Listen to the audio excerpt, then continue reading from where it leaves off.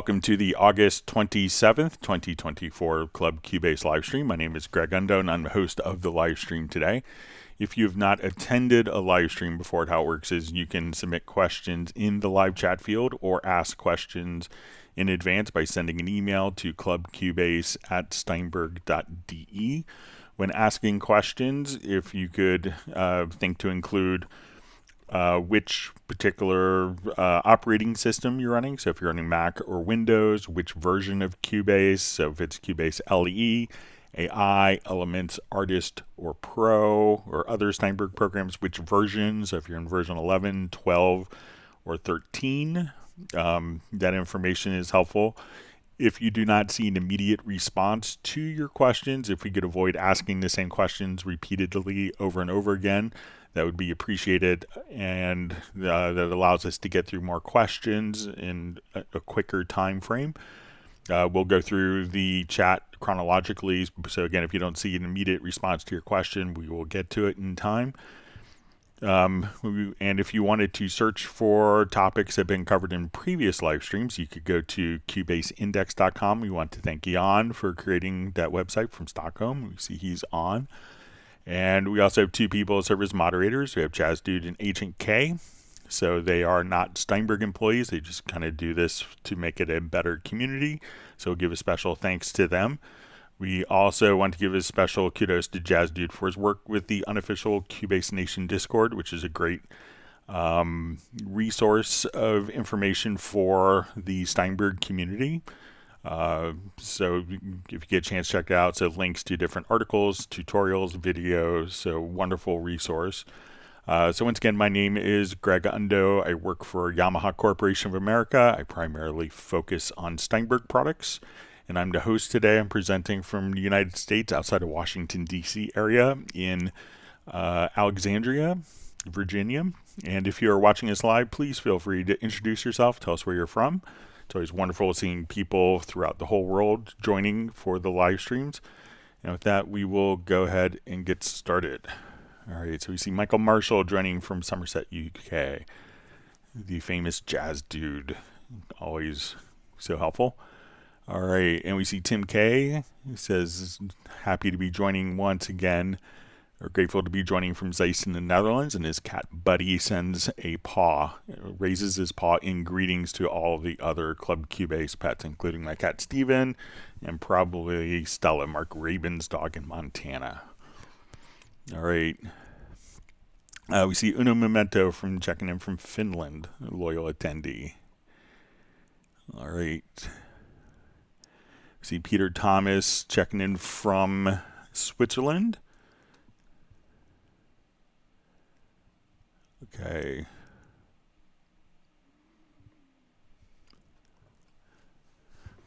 Okay, so we see Pete Franco with a question. Says, hi Greg, Cubase 13, Windows 10 and metronome setup. I move the sliders to 100%. Then when I close the dialog box, it reverts back to 50%. I have to hit record and move the slider to 100% to keep the dialog open. All right, so let's take a look.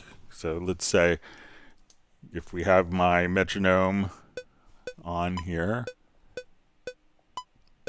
I'm sorry, I have fans going on in our house, so you may hear a little more noise than normal, so I apologize for that. But let's come over here to our metronome setup. And let me just check to see, in the metronomes I have moved the sliders to 100%. When I close the dialog box, it reverts to 50%.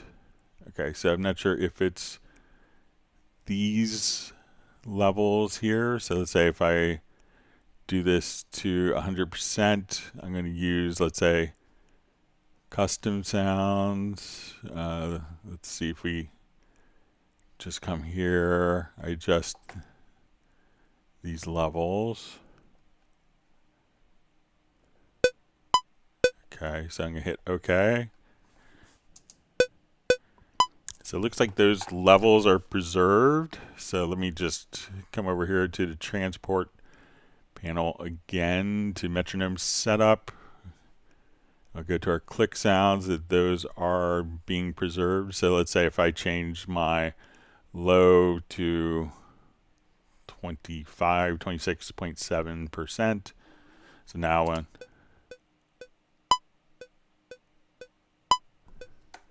so for me, it looks like those metronome settings are being preserved as expected.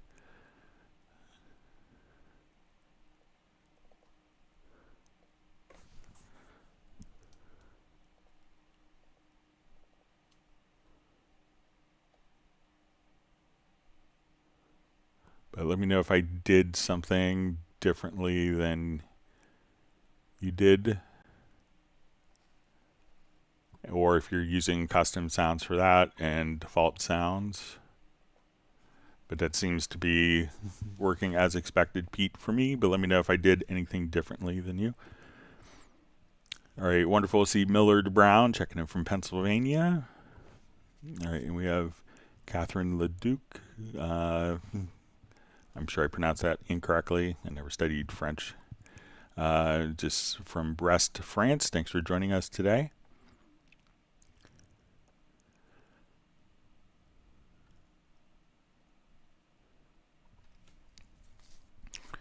All right, so we see question, how do I save studio setup external effects? There's no options. I can't recall large setups of routing. All right, so I think the trick that you want to do if we have external effects, that if we come over here, so we go to our audio connections and we go to external effects, that if we wanted to recall, what we could do is add it to a favorite. So let's say, okay, I want to come over here. And now let's say if we didn't have any of these completely defined, we could just go to our favorites and just recall the routings and settings for the particular hardware. And that way you could have different inputs, or the same inputs and outputs for different devices. So try right-clicking, add to favorites, and then from the favorites you could just recall it right there like a preset.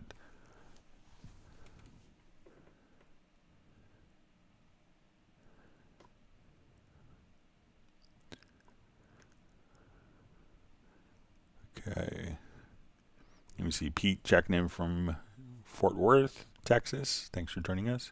We see Michael Fillingham from Atlanta, Georgia. Thanks for being online today with us. All right, and we have Andreas Decker sending greetings from Germany. Always wonderful to see Dallas LaRue checking in from Las Vegas. All right, so we see Dennis Simpkin. How do you make a seamless loop and sampler control? All right, so let's say we want to take a drum loop of some kind. So I'll just come over here. Let's open up my sampler control. So now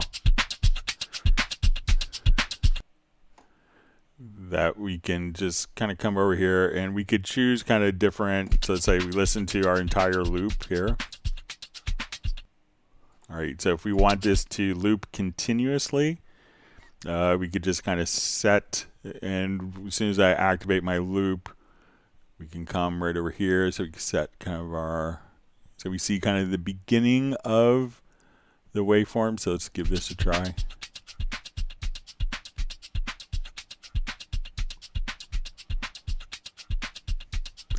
And if I wanted to move that somewhere where we didn't, this might be a little more awkward.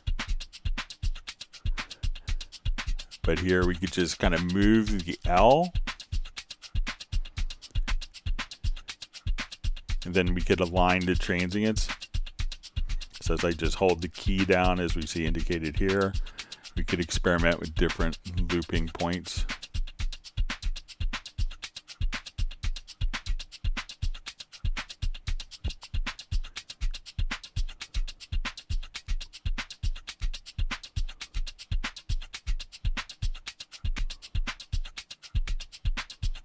So you could try just to kind of work with moving the loop point, and kind of you could align visually and see where the loop points would fall.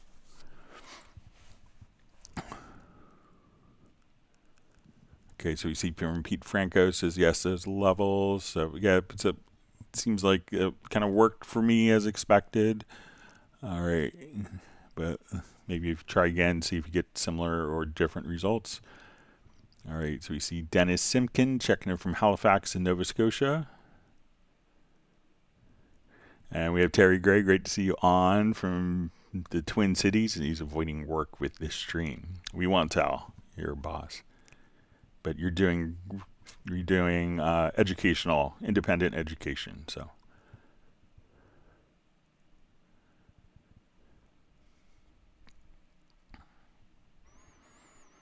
Okay, so we see question, how to bring clarity to the drum beat. All right, so, it could really matter. Let me clear my throat.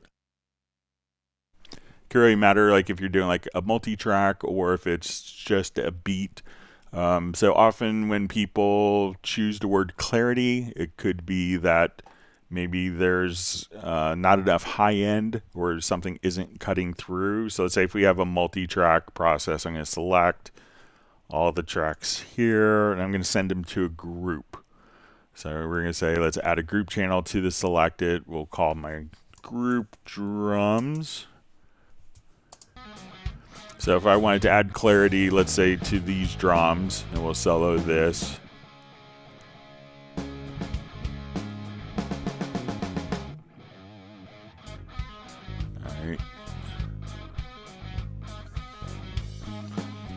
All right, let me just redo that. Maybe I had another track selected. Let me just. Okay, so we're going to add our group channel to the selected.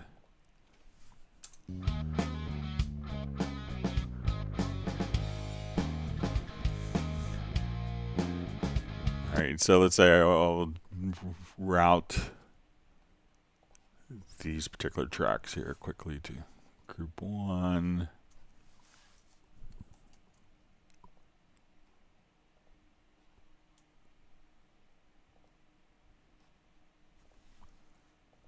Usually I could do it all at once, but this project doesn't seem to let me do that anymore, so hang on.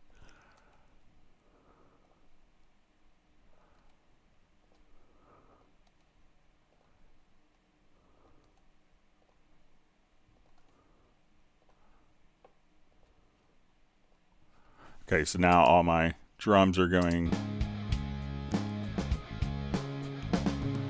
So like clarity is often when people would say that when I was mixing is going to be adding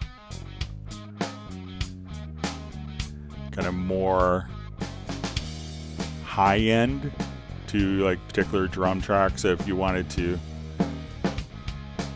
and it could be kind of cutting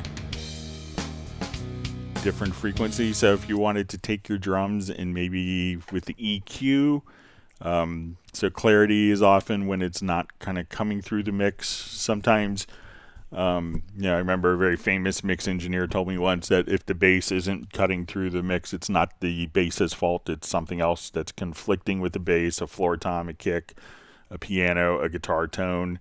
So it could be something else that's kind of muddying up the drums that makes them not have the clarity that you expect. But if they just don't have those particular frequencies, try boosting high end in the particular EQ, and that will often give you clarity for the particular drums.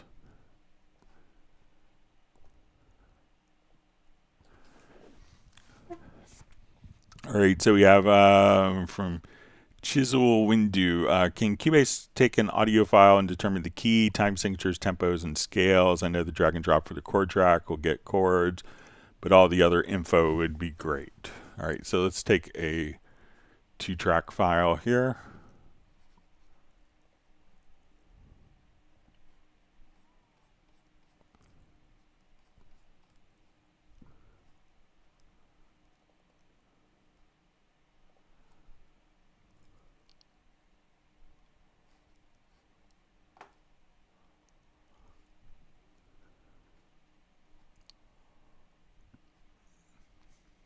All right.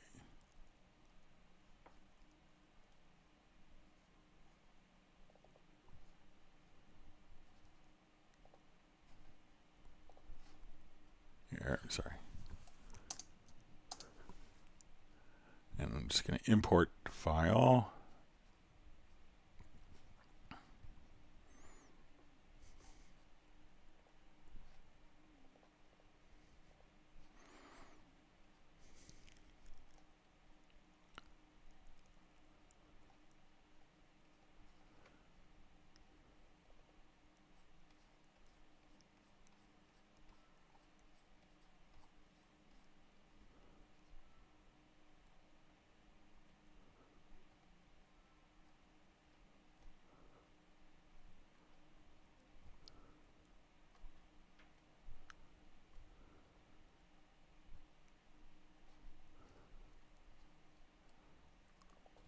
Okay, so let's say we'll take this file here.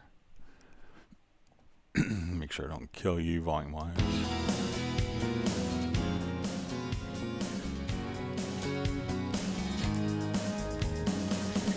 Okay, so I want to come over and we're going to generate a chord track to start with. All right, so this is going to be kind of a two-step process to do this. So let's add a chord track. So I'm going to take this particular file and drag it up to the chord track, and it will tell us the chords being utilized in the song as well. And if we have this to show scales, we could see the scales indicated here. So as soon as we look at this, we can see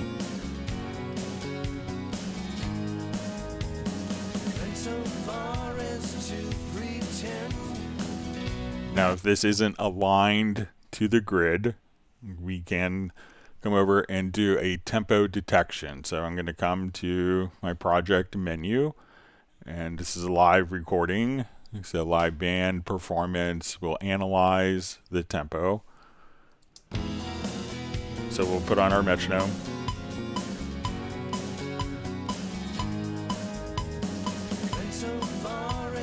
Now, as it's done that, it's generated a time signature track. So it's not going to automatically do an analysis to see if your song is in 6/8, 4/4, 3/4, 5/4, etc.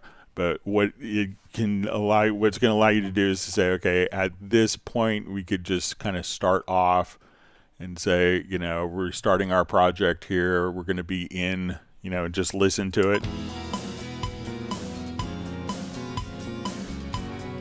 So as we count, we say 1, 2, 3, 4, 1. So we're probably in 4/4. So just listening to that, we can now come over and enter in, because the tempo detection is being done by the beat, and we don't want to assume that all music is in 4/4. So now that we listen to it,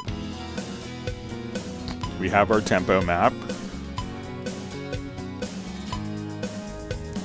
We have our key signature, and the chords are being used in the project.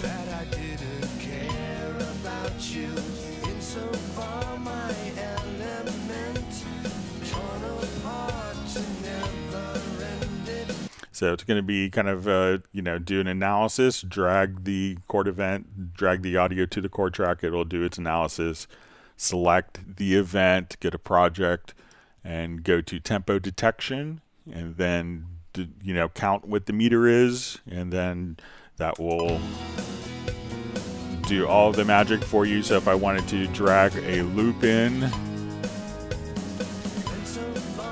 we could audition different drum loops in tempo.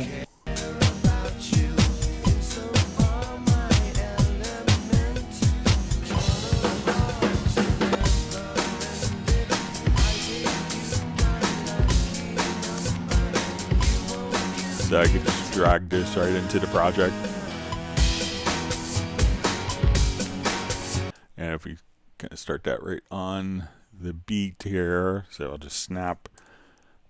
Then we can say, okay, now when this drum loop comes in, this drum loop is in musical mode, it's automatically going to follow. So as soon as we kind of get closer to it,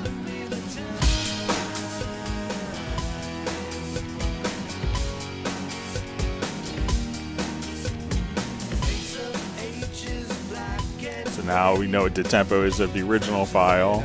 We can have the other audio files automatically follow and match as well.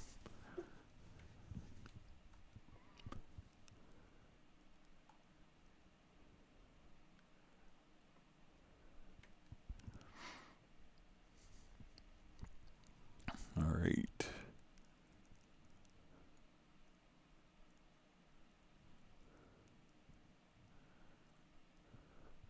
All right, so we see from Dennis Simkin, I was hoping you could would loop a one-tone wave from like an 808 sound.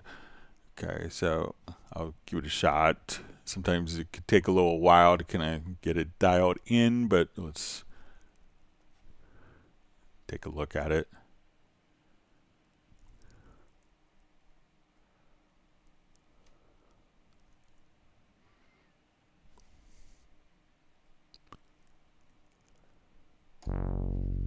All right, so let's say we have get to.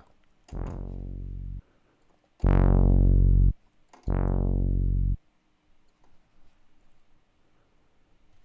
right, I'll just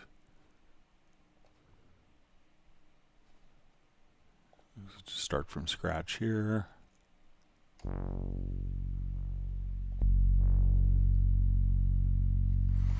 Okay, so let's say we want to do kind of a continuous loop. So it could be sometimes doing small sections.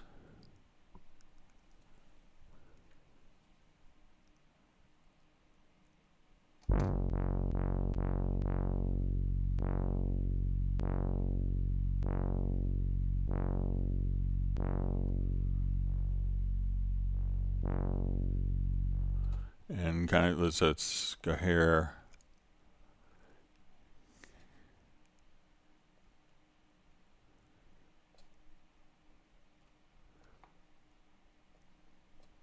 All right, so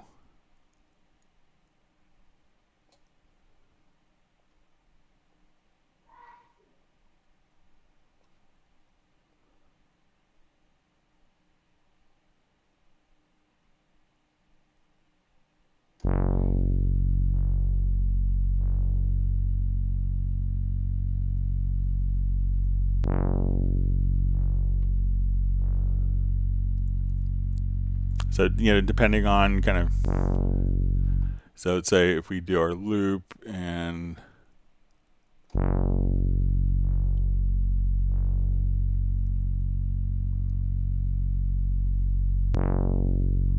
then you could also just kind of do like a little bit of a fade in at the loop point, but find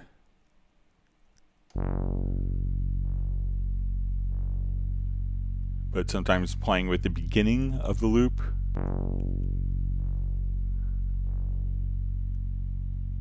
Or taking kind of a very small portion, so let's say I want to take just, and there's all sorts of, okay, I want maybe my start.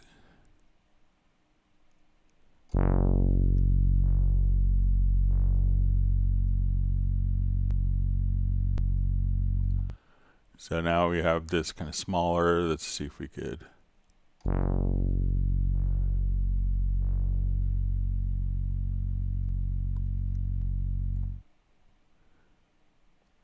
And see if we get our start.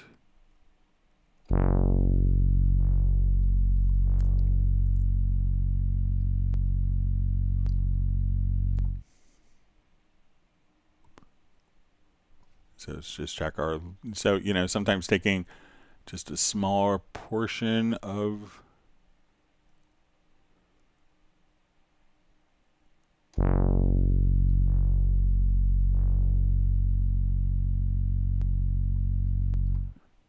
so I'm not the best kind of loop editor, but if you kind of, again, come here, so let's say we're going to start.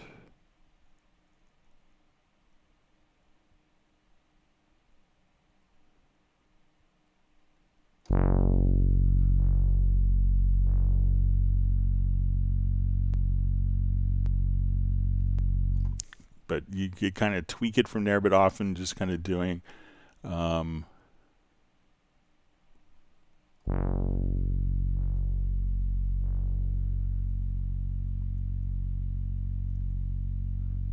Like there we have, if we want to do.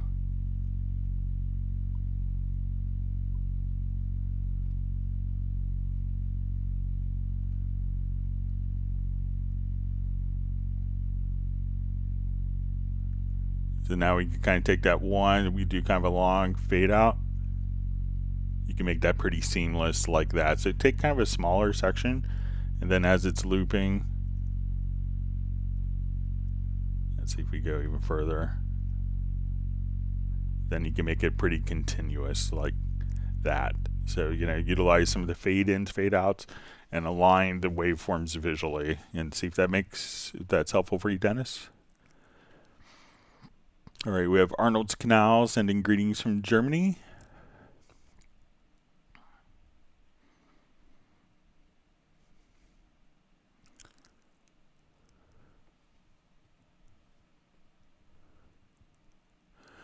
All right, so you see for link 1111, it says, hello guys, I just joined. I have a question. I'm a newbie and need to know if there's a video on external interface options to consider. If this is a moment to ask, or this topic already happened. So you could always ask. So, you know, if you're dealing with external audio interfaces, so some of the things I would, you know, check is to make sure that it's going to connect to your computer.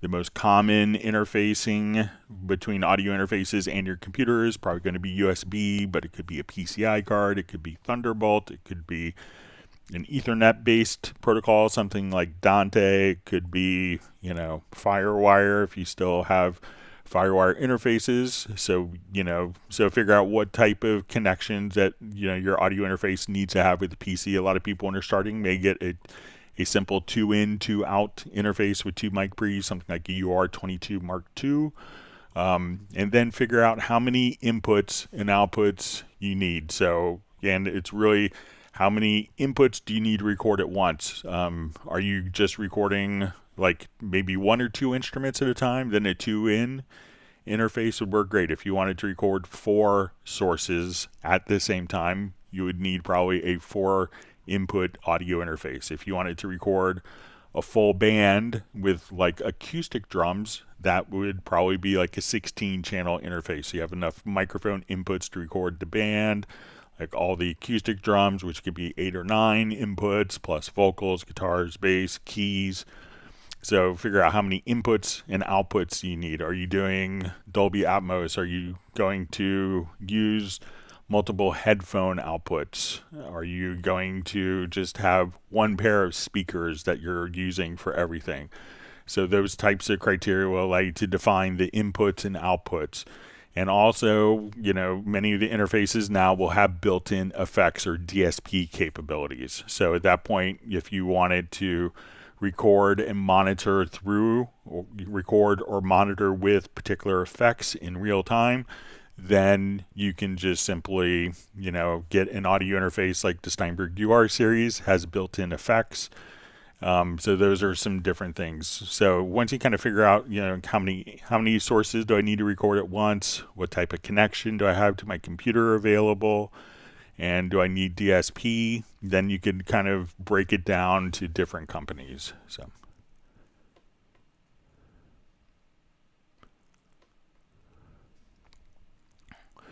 All right, so we have a question from Dr. Sumaud Al-Omar. Can you please create a macro that cuts certain tones like A and F, for example, from a MIDI track and transfers them to a new MIDI track? Okay, so let's go take a look.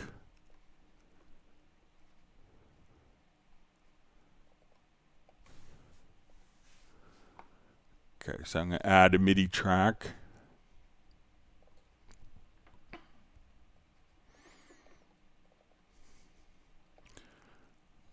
Okay, so let's say I want to put in some, I'll just do some of my great 20th century composition here. So let's say we have some.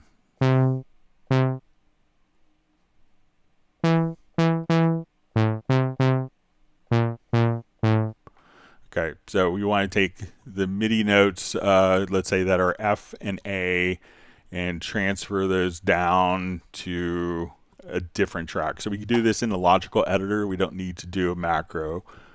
So let me make sure I get this right. So we're going to set it up. So we go to your MIDI menu, and we want to, I think we want to extract to track. That's our function. And we're going to say we want to do insert. We'll say type is equal to notes. And we're going to say that their main value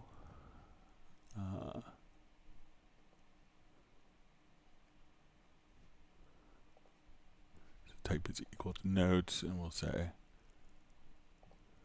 subtype, and we're going to say pitch is equal to, and we could say we'll say F3, and we also want to insert, and we'll say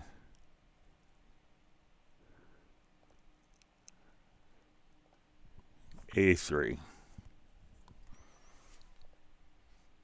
So we want to choose all F3s or A3s and extract them to track. So we'll look at this event here, and I'll just draw in some more MIDI notes. So as soon as we do that, this would now automatically, if I did it right, let me.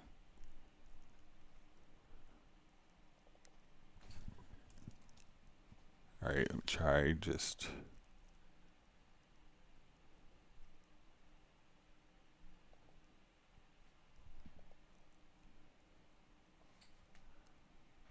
Okay, so here we just took that into, let's just say insert, if that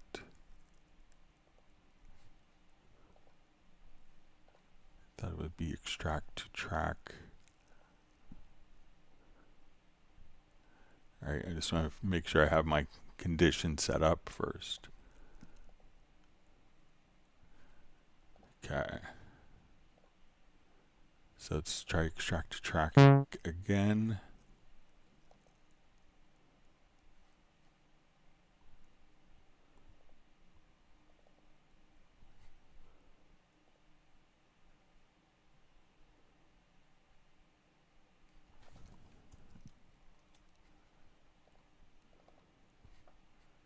Okay, I'm going to choose extract.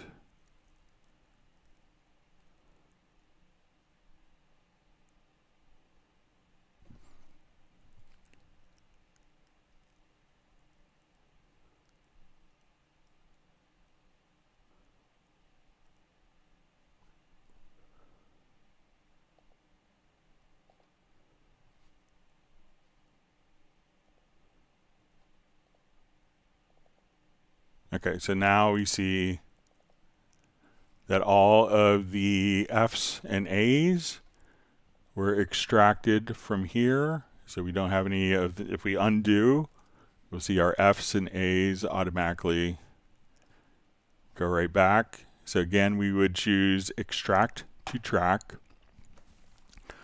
Determine, we're going to say type is equal to notes. You're going to select a subtype, pitch, and you can say it's equal to F3 or A3, and you want to use the Boolean condition or.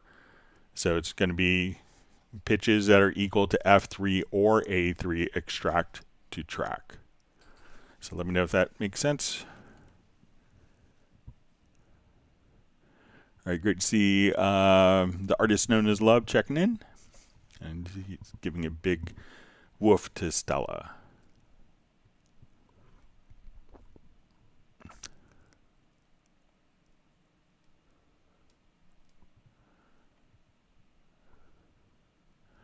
Okay, so you see from link 1111, it says I have a Scarlett 18i20 interface, by the way. So you should be able to utilize that as your external interface. But when you say external interface, are you using, do you want it for audio or what type of interface? So make sure I'm not misunderstanding. All right, so we have Tiago, who's in London, UK. He's closer to some of his Cubase friends today. usually in Brazil. Thanks for joining us from the UK.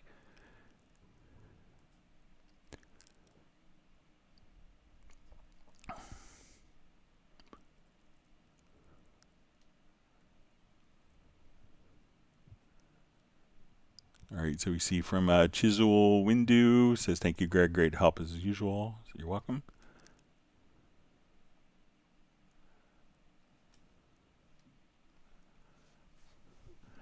All right, so we see from Peter Thomas Official, it says, how to extract from a stereo audio file to MIDI file. I go over Very Audio, then extract a MIDI file, but it sounds weird. So Very Audio is really intended not for kind of a anything that's polyphonic. It's intended really for monophonic audio sources. So, so if I wanted to go to, let's say we open up this project and I want to go to the bass part, and our bass part is monophonic. So again, Very Audio, the algorithm isn't designed for, more than monophonic sources. So if I wanted to take like this bass part,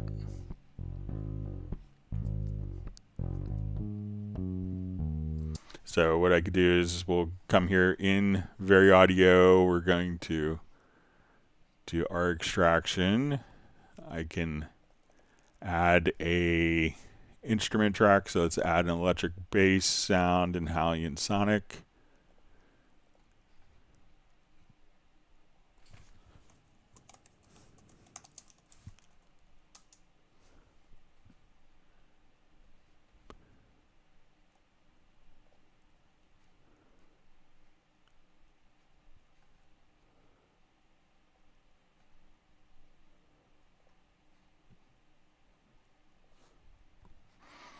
Okay, so we have a bass sound.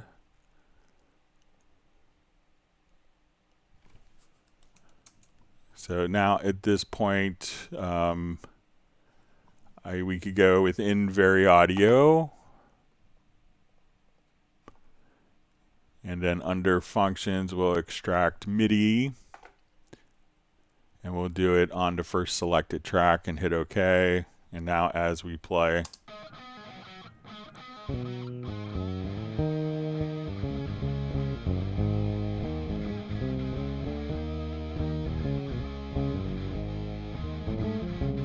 sorry, let me just put that in the right pitch.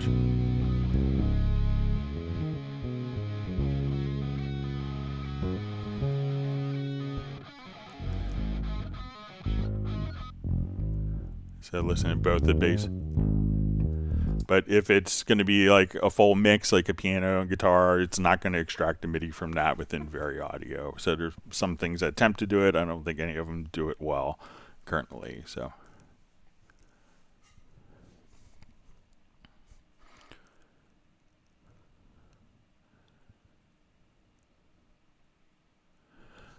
All right, so we see from Link1111, what would be the ideal choice regarding the interface to use? I'm wondering if my Scarlett 18i20 is the correct way to go. So, that I think that's a fine interface to start with. But, it seems like sometimes people, they tend to stop working or do weird stuff after a while, but people seem to still like them and will buy a replacement.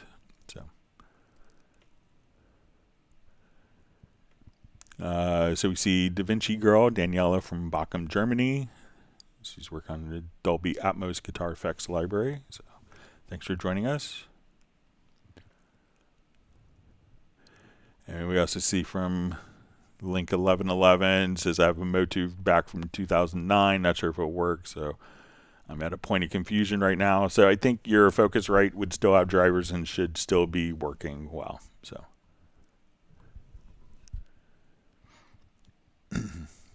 I have older interfaces that still work great. All right, so we have Nick checking in. He's not staying long as his sons are visiting, but he's applied pressure to the like button. So we hope you have a wonderful visit with your sons, or great time spending time together. And thanks for popping in.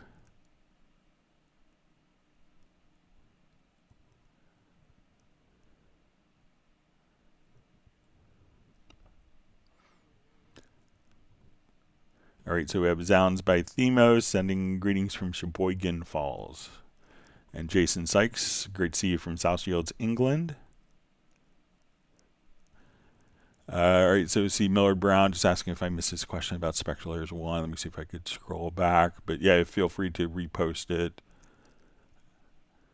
Okay, I see. So you see, question, is it possible and reasonable to use Spectral Layers 1 to strip excess room ambience from the audio of camera recorded video? So I don't think that Spectral Layers 1 has this, has a specialized algorithm for that, but you can, if you wanted to, using Spectral Layers Pro.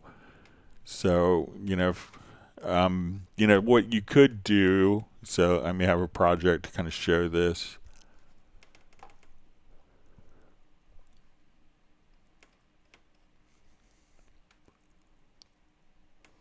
And sorry, I missed your question.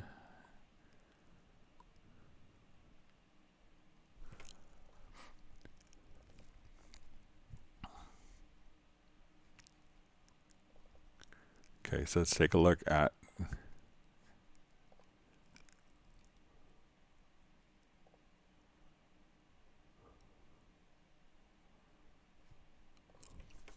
what some people will do is, let's say we have something that sounds along the lines of this. Allie Kramer here in Springfield Township, which is just north of the Dayton area, and then in fact we're northeast of Springfield City Center. The National Weather Service. So it's lots of external noise, wind down here, and they have about 8 to 9 or more sites to actually survey. All right, so let's say if we wanted to work with that audio utilizing Spectral Layers. So one of the things that you can do, Innuendo has like a really phenomenal algorithm tool for this. But if you were doing it in Spectral Layers, we would come over here to our extensions and we would say, okay, let's get a Spectral Layer. So we could try to do just the the unmixing of vocals, which comes with Spectral Layers. So when I'm here, let's choose to unmix the vocals. So we'll come over here to modules, and so here we'll choose unmix song, and I'm just going to do just a voice. And we'll see what, and this is what comes in Spectral Layers 1, so we'll see what this does, because this will separate the voice hopefully from kind of background stuff. The full Spectral Layers will have kind of special algorithms for that, but we'll see what this does.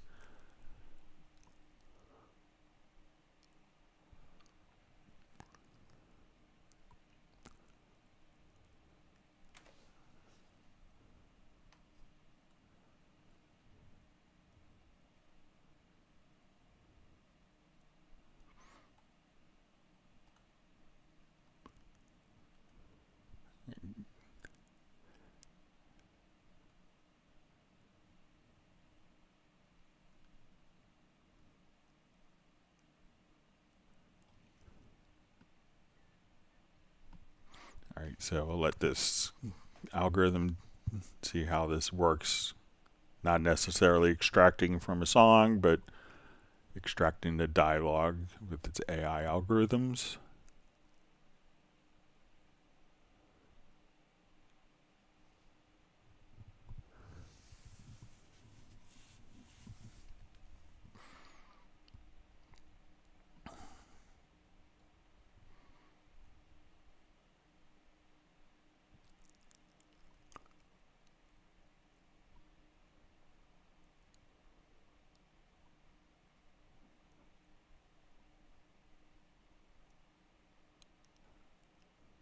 All right, so now we've kind of broken this down into, let's listen to what the voice is. Area, and then in fact we're northeast of Springfield City Center.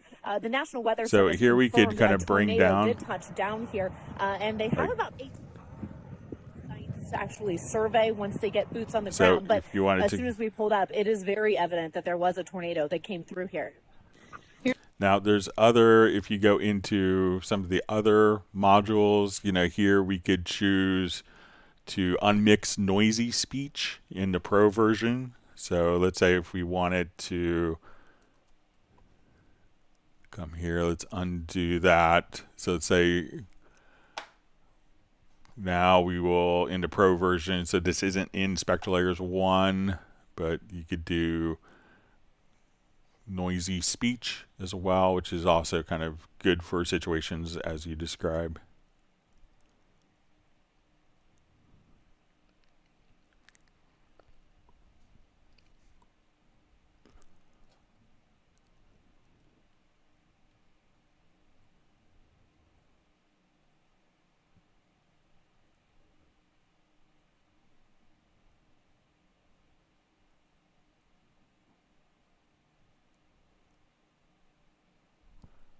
All right, so about 55% done.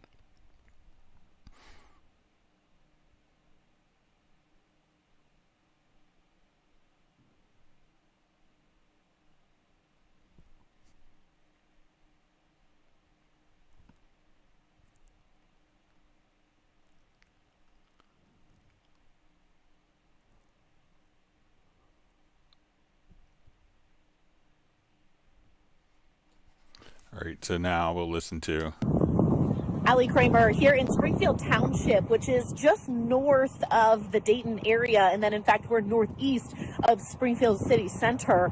The National Weather Service confirmed a tornado did touch down here.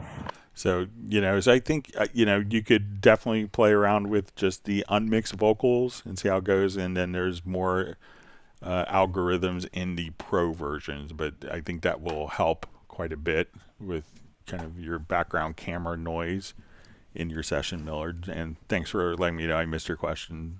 I apologize for that. Okay, so we see from Link 1111 says, thanks Jazz Dude and Greg.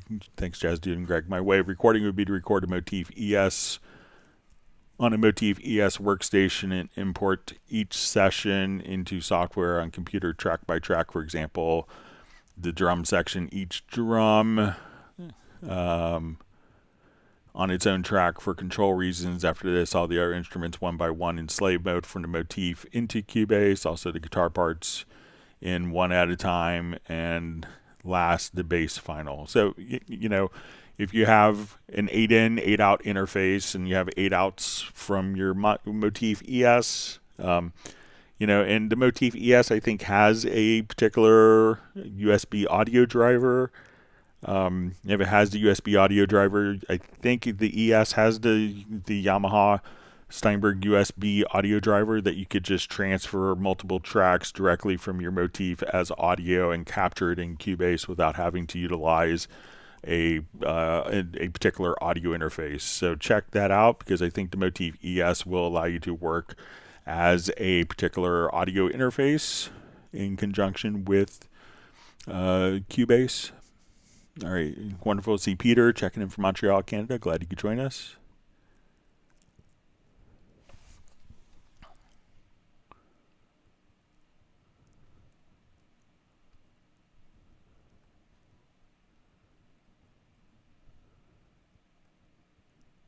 Okay. All right, so we have Tim Weinheimer checking in from Mission Viejo, California. All right, and we see Val joining from Vienna, Austria.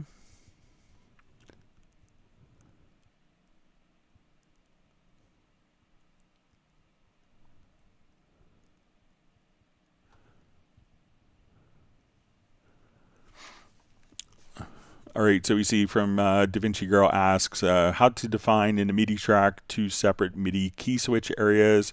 For example, yours instrument guitar have playing area E1 to D5. Articulations are in the key switch areas below E1 and defined above D5. All right, so let's just load up the project here.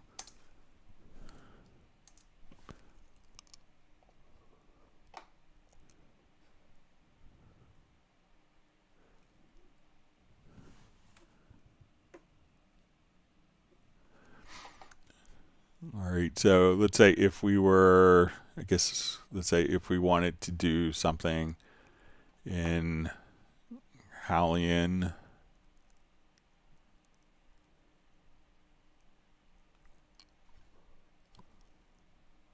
Let me just open up a quick project here. I think we can show this faster.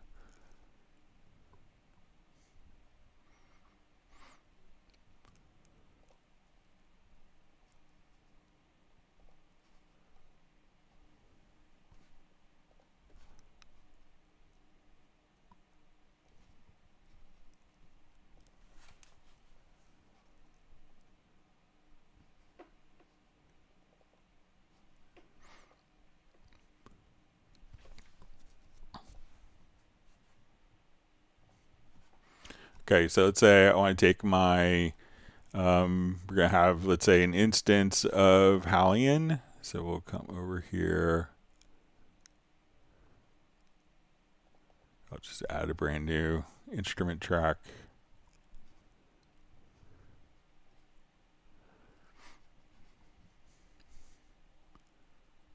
Okay, so let's say I want to take all of these samples.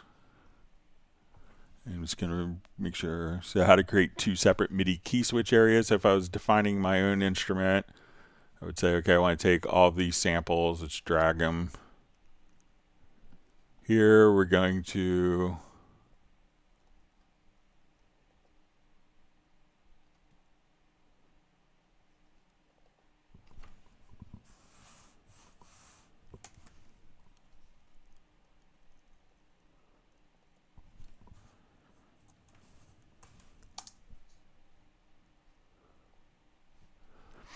okay, so at this point we would see our samples here. So let's say we have samples, and then, you know, if we want it to come over and, you know, make our different key switches here, you know, we could just we'll come over here. Let's say we want to do new MIDI module, and then we could say, okay, we want to do like a Megatrig key switch, and then whatever particular pitch that we want that key switch to be on, we could assign the key switches on notes below or notes above the particular. So again, all you'd have to do is say we want to do, like, I'll come here, let's do a new MIDI key switch. So, you know, at this point we can just pick and choose which particular notes the key switch is going to.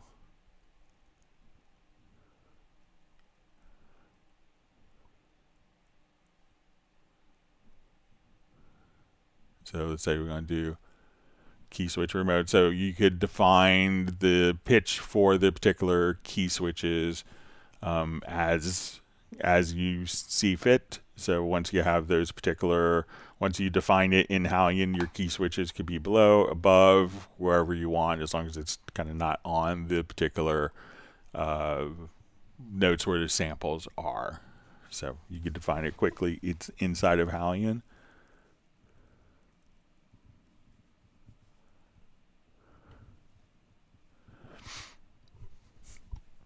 All right, so link 11 or 1111 just says, I'm wondering if there's a way to send from the motif complete recording of 16 tracks into Cubase, and Cubase separates all the part into 16 tracks at one time imported. So basically, you would just do the routing for the 16 outputs through the USB connection, or that time it might be the FireWire connection, depending on your ES. And then you would take all of those inputs and route them so each channel could have a separate input, and then you could record 16 channels at once.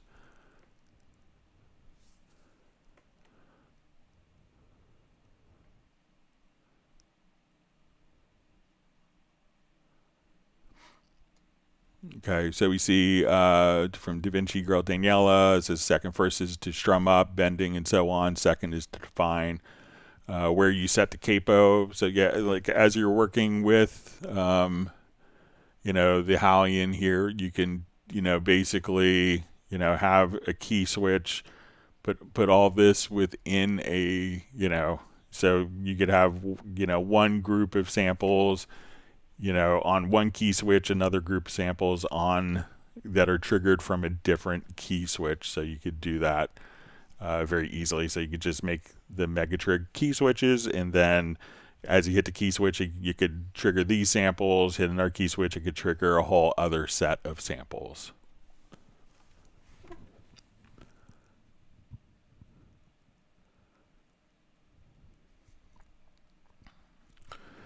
All right, so we have a question. How do you link multiple tracks to record and enable over linked tracks? It doesn't work for me, even though the linked and all the option boxes are ticked.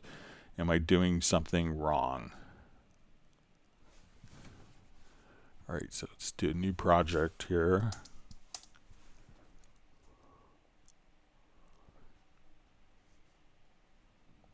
Okay, so we have a number of audio tracks, and let's say we have, so, there's, maybe 2 different types of linking. So we could link in the mix console. So I'm going to come over here and I hit these 3 dots, and now we could choose to link these particular channels.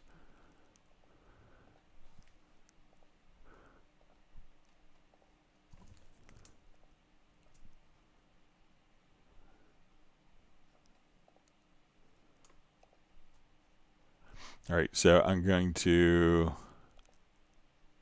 for some reason it's not allowing me to link.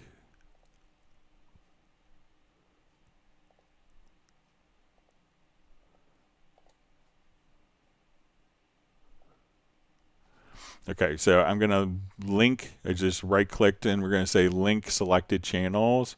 And here there is a different option for record enable / monitor. So I'm going to hit OK. So now when I should hit record enable monitor on, or record enable or monitor on the tracks, all of those elements, that particular element will be linked. So if you right click, you could choose to link the channels, and then once you click here, you could choose which particular elements are linked. Another way to maybe accomplish this is to, I'll just get rid of these tracks. If you want to just do it for record enable, and this is handy if you're doing like a large multi-track project. So let's add a number of tracks, and then if we put these tracks into a folder, so right click, remove, and don't do that, but we'll right click this time and we'll move selected tracks to new folder, and then you can record and monitor enable within the folder, and all the tracks within the folder can follow that without having to set up a link. But again, you should be able to come right over here, link this, right click, link selected channels, and make sure that the record enable / monitor is enabled. And then even if these are outside of the folder, that we can now have those particular defined attributes linked for you automatically.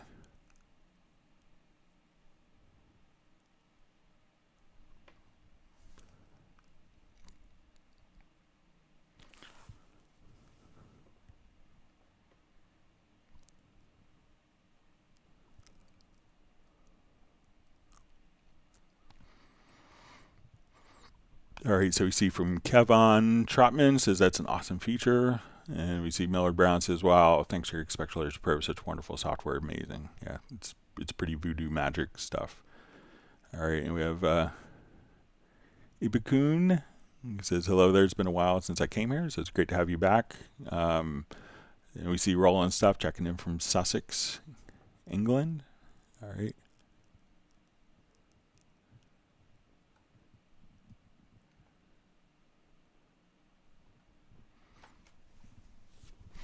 All right, so we just see a question.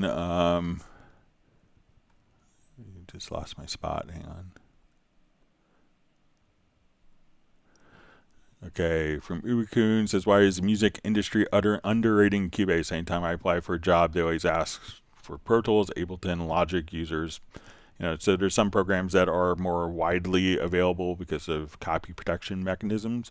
But, depending where you're working, if you're going for a film composer, there's a reason that, like, Berkeley College of Music switched to teaching Cubase for the whole film composition department, because they may have gotten tired of hearing from all the composers that, everyone was running Cubase. So there's lots of people running Cubase for themselves, running Cubase in facilities. So.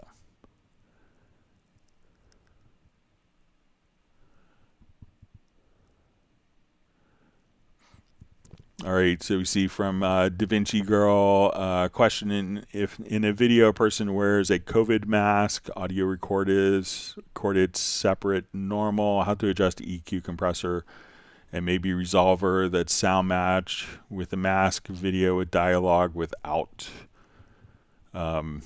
So, there's some Nuendo tools for this. That's good. And take a look at Nuendo 13.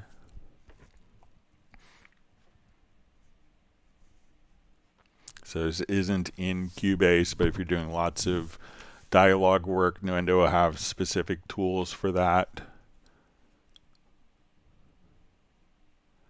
And I'll show you kind of the voice separator in Nuendo as well.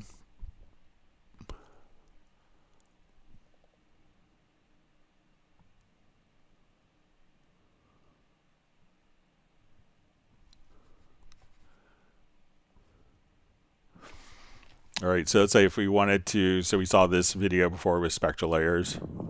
Ali Kramer here in Springfield Township. So if you want to go to the voice separator, so here we could just in real time. Of Springfield City Center, the National Weather Service confirmed a tornado did touch down here, and they have about 8 to 9. So if you wanted to bring it up more, or it is very evident that there was a tornado that came through here. Here's just one of the houses that we came to. You can see the entire garage kind of fell in there, and then this house almost completely gone. So that's a great kind of AI algorithm for that. But let's say if we want to do like tonal match. So let's say, and this is my voice. So typing your question in the live stream before, you can ask questions in advance. Ask questions in advance by sending. So let's say we had maybe this was a mask. Steinberg.de, or by simply typing your question in the. All right, so what we're going to do, and I think this is applied as a direct offline process.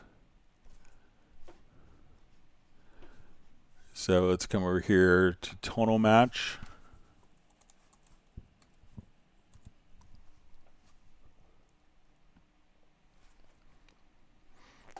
All right.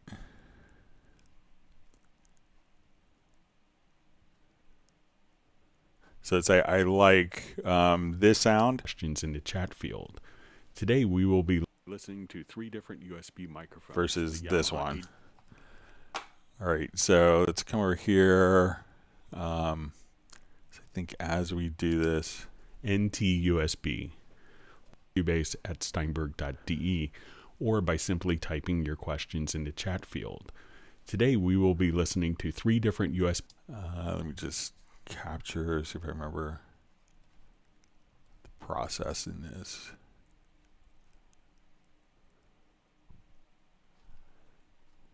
Okay. NT USB. Welcome to the Club Cubase live stream for December 6, 2021. If you have not attended a live stream before, you can ask questions in advance by sending an email to clubcubase at steinberg.de, or by simply typing your questions in the chat field. By sending an email to clubcubase at steinberg.de, or by simply typing your question in the chat field. Today we will be listening to 3 different USB microphones. The All right, so let me see if we... NT USB. Welcome to the Club Cubase live stream for December 6, 2021. If you have not attended a live stream before, you can ask questions take this as a reference by sending an email to clubcubase at steinberg.de. All right, now let's take this. At steinberg.de, or by simply typing your question in the NT USB. Welcome to the Club Cubase live stream for December 6, 2021. NT USB and the Shure MV7. The mics will be kept at the same distance from my mouth with no added DSP on any of the mics. So let me see if I... remember how to do this, but basically we kind of take the tonal characteristics of that one.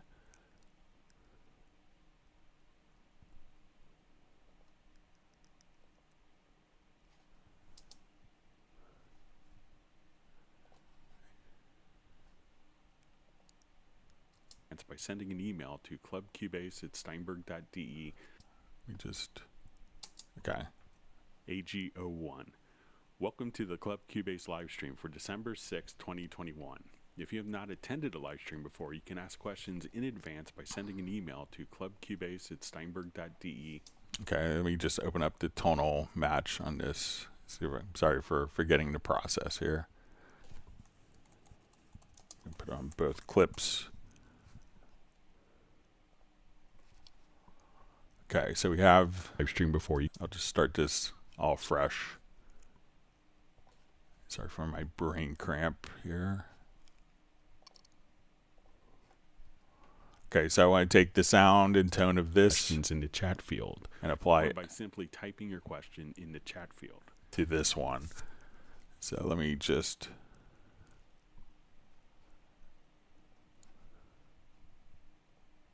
come here.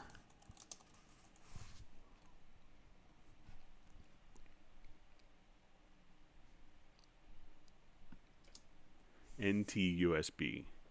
Welcome to the Club Cubase live stream. All right, now I think or by simply typing your questions in the chat field.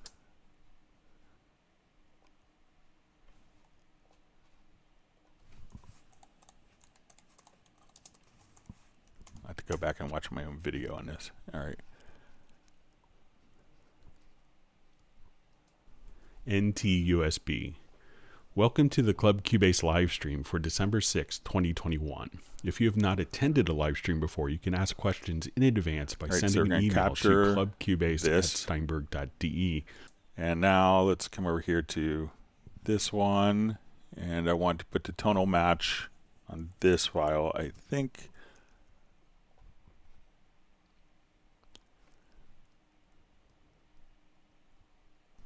NT-USB. Or by simply typing your question in the chat field. Today we will be listening to 3 different USB microphones. NT-USB. So at this point we could just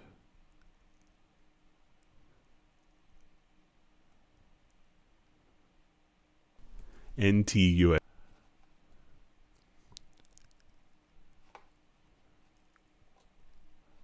So now we just chose auto apply. Before you can ask questions in advance by sending an email to So now we're taking the audio characteristics of this file by simply typing your question in and the I'll chat undo field. it.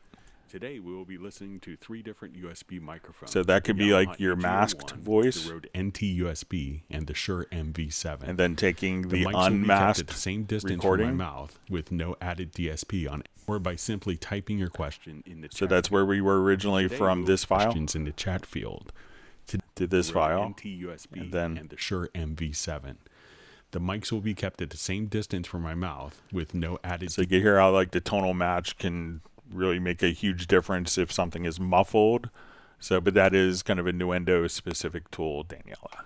But that works extraordinarily well. Sorry for my fumbling on figuring out the workflow of it, but once you do it. So just kind of take both steps as an offline process, and then you can match up dialogue recorded in different mics, different locations very easily.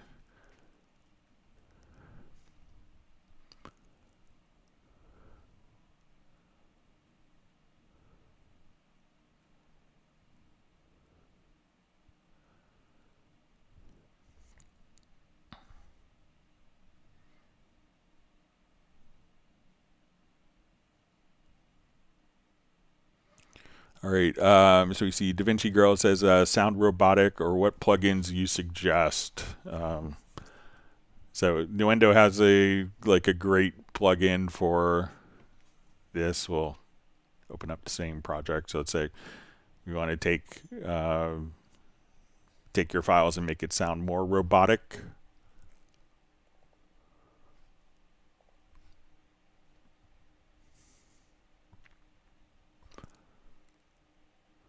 So let's say we'll take this and I'll run it through, we have it set up here. So it's a plugin called Voice Designer. So let's say if we have... Classes last 3 hours, and the curriculum includes how to impart signs So we'll of turn one's this on interest and how to know when one is the object of someone's interest. The cost is $65. so you can make it kind of sound. And students include the newly unattached and out of practice, the all-work professionals who never learned how to play, and the painfully shy. The instructor is Catherine Brown, who's 30 years old and single. She doesn't teach her students any surefire opening lines because she says there aren't any. So that will give you kind of an idea. So if you want to make kind of robotic sounds, this Voice Designer plugin is pretty magical for that. But you could also maybe experiment in Cubase with the vocoder plugin as well.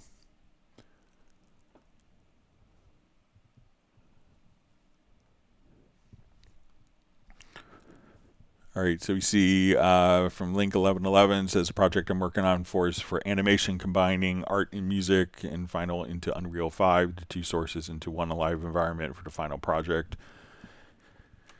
Maybe Nuendo is where I should be, I guess, for audio/music. So I think you could definitely, do everything for that inside of Cubase. So very easily. All right, and we have All About Music. Great to see you on. Just saying hello.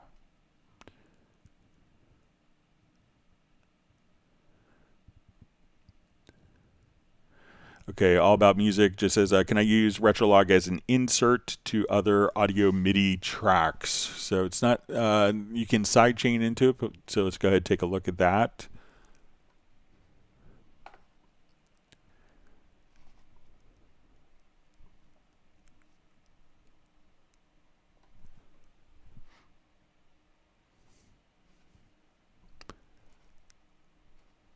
Okay, so let's say we have a particular voice here. So I'll start off with like a drum loop.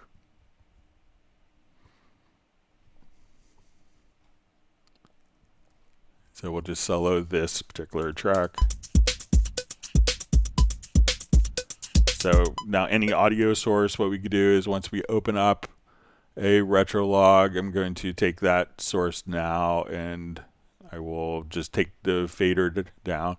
And once we open up Retrolog, we're going to activate the side chain. And then we could define our side chain source. So I define that as this audio track. So now when we play a particular note, and you have to have like a MIDI note on or off message. Let's make sure I have one here. So now as we play, if I hit a MIDI note, and I'll just put this on a quick loop.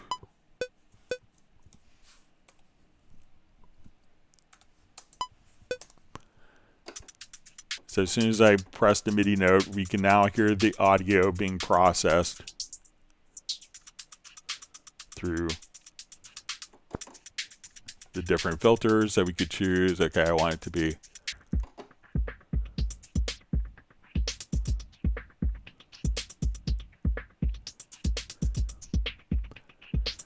so as long as you don't really hear anything until a MIDI note is pressed. So if you want to. But even now, if we wanted to assign like an LFO to do, let's say, okay, let's do an LFO here. So we'll say, okay, LFO 1, we want as the modulation source for, let's say, a cutoff.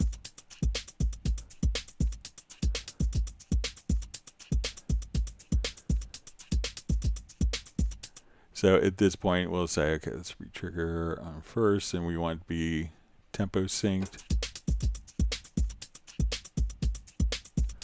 So we could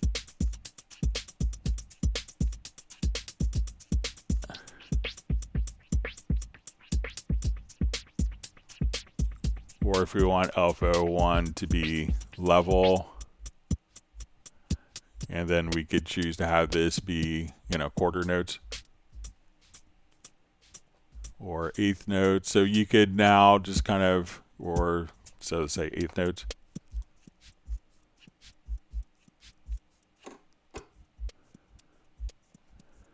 So, or if you don't want. So now all of your audio is just being routed directly from this audio track.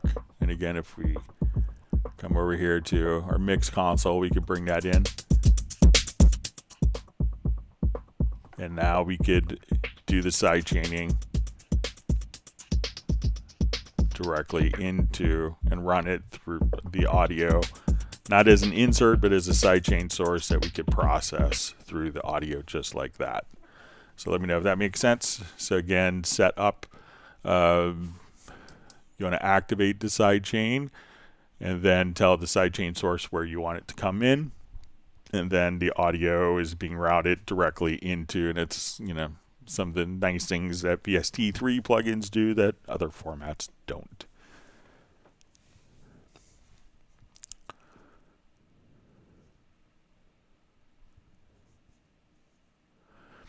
All right, so we see, hello, I'm new to Cubase, switch from FL Studio for video support and VST System Link. Is it possible to use VST System Link for all my band members to modify a master project while it's running? You know, so we can think of VST System Link, you know, so you can change the projects while you're running, but you know, think of it as almost like two different computers that are just sample accurately synchronized. You know, so in the old days, you know, and the concept of VST System Link was every computer at the time had a finite fixed limit of processes. And when in the old days when we ran out, if we needed more than 24 tracks of recording, you would synchronize two 24-track decks together and get 47 tracks. You used one track as SMPTE timecode. So that was the concept, is that basically we can make a digital audio connection between the two computers, so the two computers just run sample accurately synced. So any of the computers can be, you can do edits on them. So if you wanted to host VST plugins or just have video dedicated on one machine and you know, everything else on another machine, you could do that as well. But it's not necessarily like a collaborative. It's not necessarily, you know, people, you can make changes on one just like you can edit while you're under sync. But you know, it's, you know, so, but it's, you know, basically two computers running sample accurately synchronized together.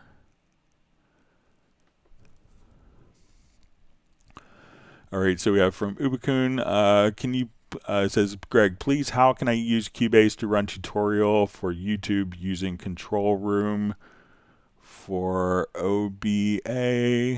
I guess maybe it's OBS. All right, so I'm not sure if, so if you're running, you know, Cubase or OBS, so, you know, basically it could really depend on, you know, your audio system and like your audio interface. You know, like the UR interfaces and other interfaces have similar functionality. So it's not necessarily the control room functionality, but I can come over and while I have one audio interface, so I have my Steinberg UR24C and I also have a Yamaha AGO8, and both of these will work where I could have Cubase running out of the DAW. So when I come to my system here, we could just choose to have Cubase running. So it's really could be a functionality of your audio hardware. So, and then we have also a streaming music. So if I wanted to stream the output of Cubase to OBS, I could take my audio interface. It's not necessarily a Cubase functionality, but it's a hardware functionality. And then when I go to OBS, I would tell OBS to use the streaming driver so that the output, and we also have a voice driver. So if I connect a microphone, I could speak, have the audio from my DAW, the audio from my microphone connected into input 1, and then stream that to OBS using the streaming music driver. So it's not necessarily a Cubase function that allows the control room to get routed to get it routed to the to OBS, but it's how your hardware deals with it. So. All right, All About Music says, any update on the pitch range for Portamento on Iconica using string samples that we discussed in the last live stream? So yeah, I was playing around with that a little bit. Let me see. So currently we have, if we come over here to this Halion Sonic. All right, so what I found out is that you could have, and I had it working earlier, but let me just see if we get this functioning. Let me just see if I need to. I'm just going to take this off quickly here. All right, so there is a series of registered parameters that we could use to change the pitch bend. So let's say I'll play this and. So if we come over, this is one of the things that you could do, and I had it working earlier, but go into the list editor, and then we could we could just kind of click and enter in different controllers. And for these controller messages, I'll just delete that. We want to enter in CC 101 and CC0. We want to enter those in as 0. Go to CC6, and CC6, that will allow you to set the pitch bend range for the instrument. So if you wanted 8 semitones, you would just choose a value of 8. And then also we'd want to set CC, I think we want to do CC38. We just insert. So I'm going to come here and we'll just choose to insert. And we'll show you how to do this. And we'll say controller. So we want this to be CC38. I'm going to put this.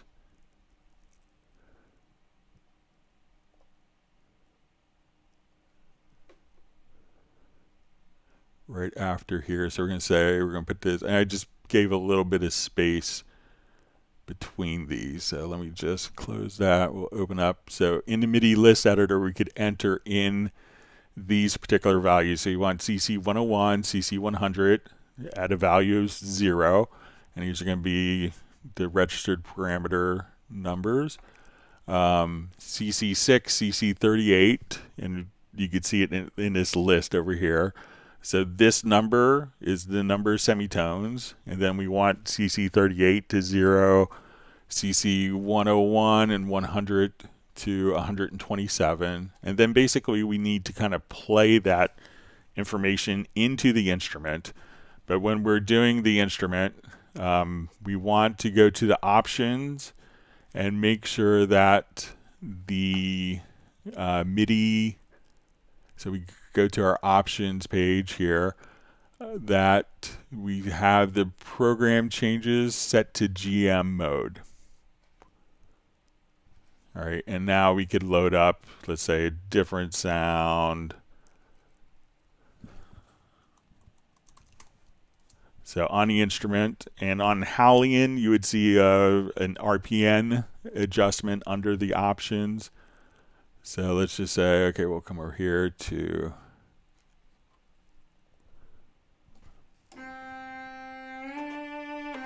so right now we have a whole tone.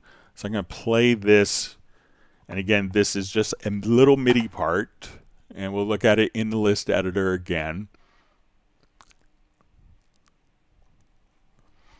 So this will send these particular MIDI messages. I'll play, and if I did everything right,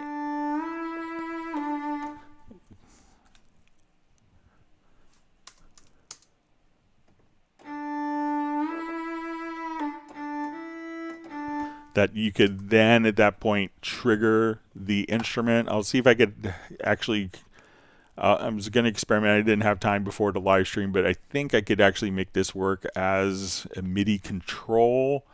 And I'll see if I could get that saved as a preset for the next live stream, but we'll see if we can get this set. But I think once you send that, and I had it working earlier, that we could set up like MIDI CC 100, CC 101, CC 6, and CC 38, and see if it allows us here to do the same.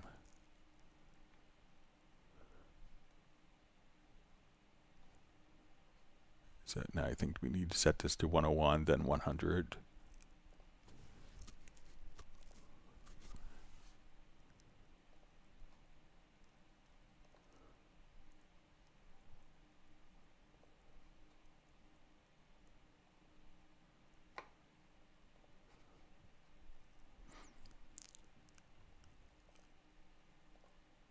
All right, so we'll set our CC6 to set our range here.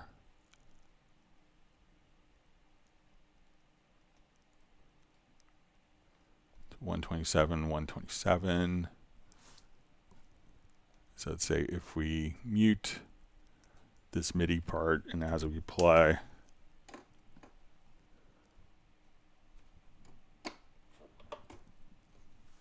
so I'll see if I can play around with it, but you know, setting up for this, I had it working before. I didn't get a chance to get it fully dialed in, but this should kind of get you in the right plane once you have it set. So these RPN values will allow you to change the pitch bend range for Hallian Sonic. All right, so we have West Star Media checking in from Solihull, England. Thanks for joining us. All right, so you see Peter mentioned during the last live stream, I believe that Greg mentioned special upcoming announcements. Did I miss it or did I misunderstand? So yeah, there's a big announcement yesterday with Notation. So Finale has Finale, which has been a program, kind of an industry leading notation program since 1988. Has announced that they've ceased development and they have suggested that everyone cross-grade to Dorico, Steinberg's Dorico. So I think it's very interesting. I've never seen in all my years, and I've been doing, music software industry for over 32 years, and I've never seen a company when they've announced, I think it's a very interesting way of doing it instead of just kind of having a program die a long protracted death. They actually kind of picked the successor of their program. So as of now, you can't buy a new license. You'll be able to activate a new Finale license for another year and migrate the activations, but they're no longer selling Finale and are recommending that people switch to Steinberg Dorico, and you could buy a Dorico crossgrade for $149. So from the Coda web, from the Finale Music website, it used to be Coda. And there could be an announcement, more announcements coming this week, so pay attention.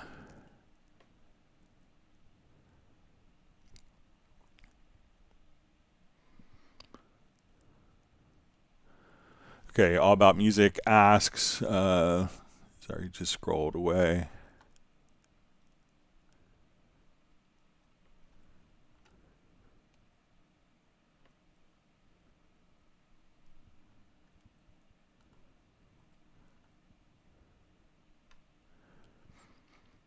Okay, so we see from All About Music, when I apply, say, a reverb on one of 16 tracks in a Hallian instance, it applies automatically to all the other tracks as well. How to resolve this, Greg?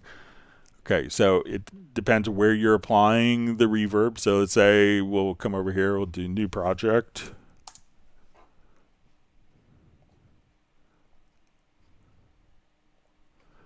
So let's say we do our, and let me just make sure. So let's say we have, say, amped Electra here.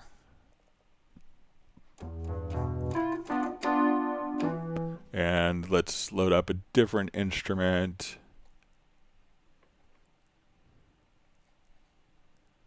So let's say we have our piano here on channel 2.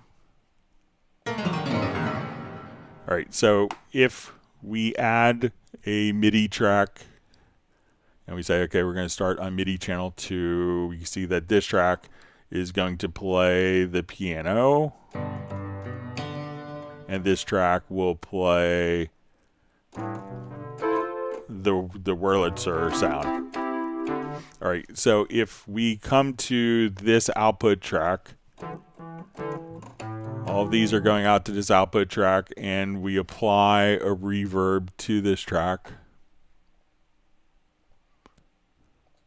So let me just right click, let's add reverb.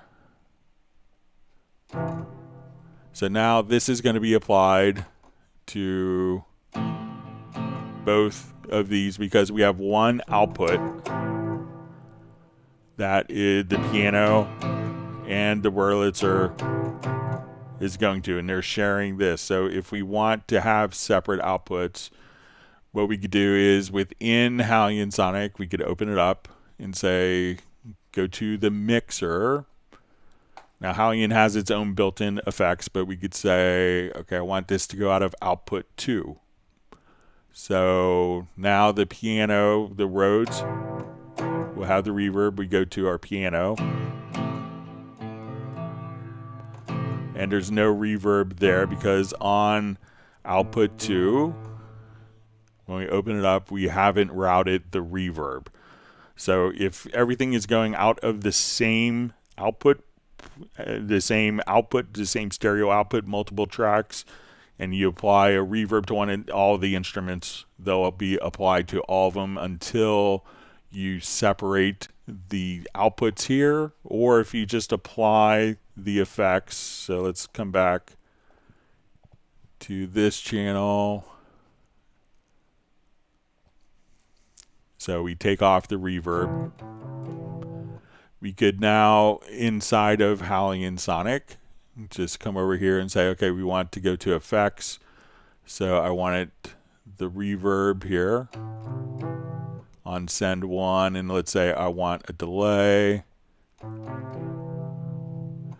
So when I go to my mix, I could say, okay, I want my delay on the piano, but I want reverb on. So I go to my piano sound here, and now we're just going to hear the delay but no reverb. So we could have effects that are internal that we could isolate and separate, or we could have effects, and if we wanted those to be external, we would just need to route these to independent outputs if we want to use like third-party plugins.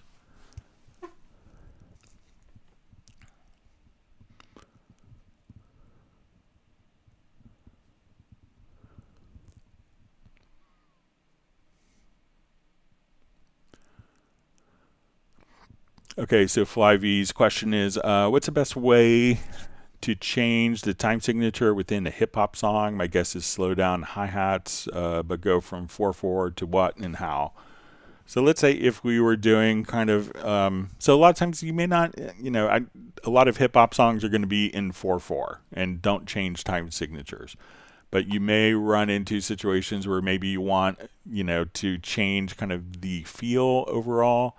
So let's say if, we were just, so I'll come over here, let's just build a quick beat, and I'll just do this using Beat Designer.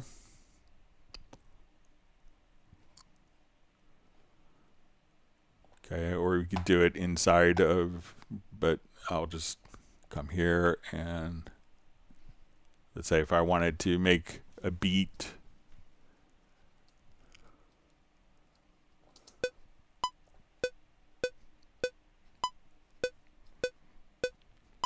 All right, and let me just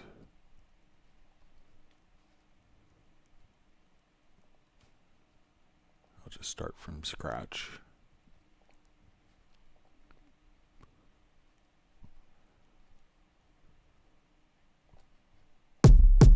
Okay, so we have, let's say, drums. All right, so a lot of times what you may have in hip hop is, you know, maybe switching to different feels. So let's say, okay, we want to go to, you know, our beat designer, and let's say we want it, you know, our steps here to be 30-second notes. So let's say as we're playing, I want to start off, let's say, with kick.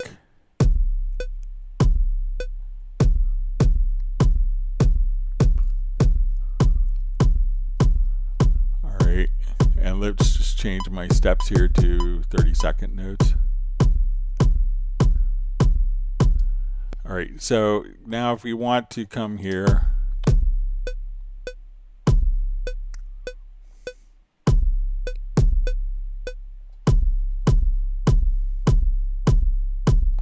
just take off the loop, sorry. All right, so you may come over here and say, okay, I just want to put like clap and snare.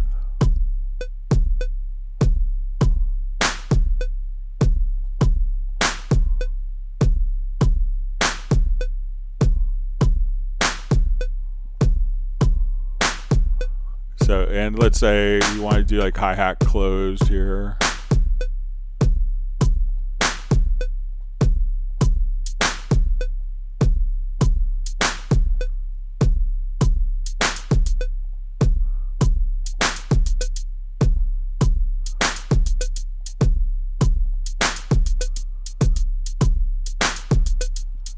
All right, and let's say we'll put in just a quick percussion element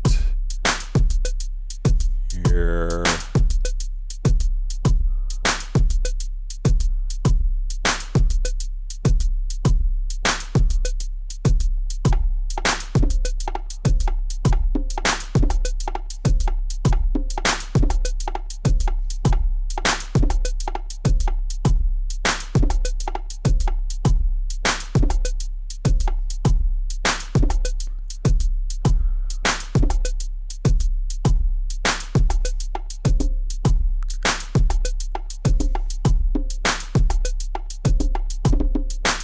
All right, so let's say we have this, and you know, so a lot of times you may change the feel without changing the time signature. So let's say I have this for the verse, right? So I'm going to copy this pattern, and let's just go to our second one, and then I'm going to paste the pattern. But this time I want all the hi-hats kind of filling.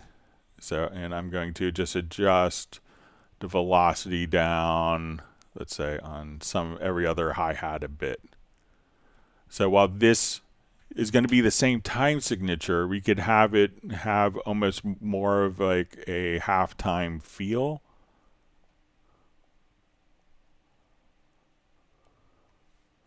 Just by the rhythmic complexity. So now when we do this,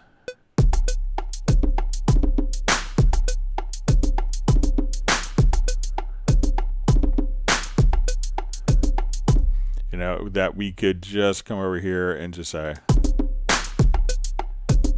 and you could just kind of change. So you could have kind of the same, you know, the same exact meter. So the meter doesn't necessarily reflect kind of the feel, but if you can,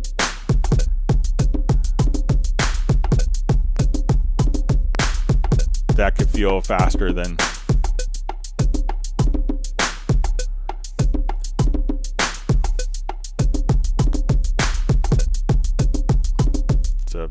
Not great drum programming by any means, but So, a lot of times you don't see meter changes, but you may see complexity changes within a beat that make it sound like it's speeding up and slowing down.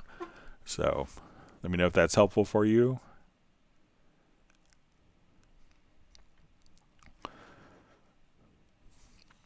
All right, so we see from Ubikun says you may not use Nuendo for both music production, mixing, and mastering, including videos too. So yes, definitely.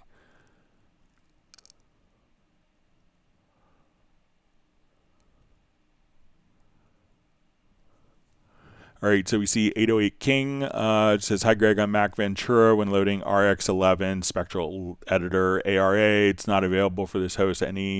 All my other ARA stuff works. Any recommendations to fix this? So I think it's I don't think that, the ARA, I don't think that Isotope has made the RX11 Spectral Editor work for VST3 host yet. So there's not much we could do with that. So you have to reach out to Isotope with that.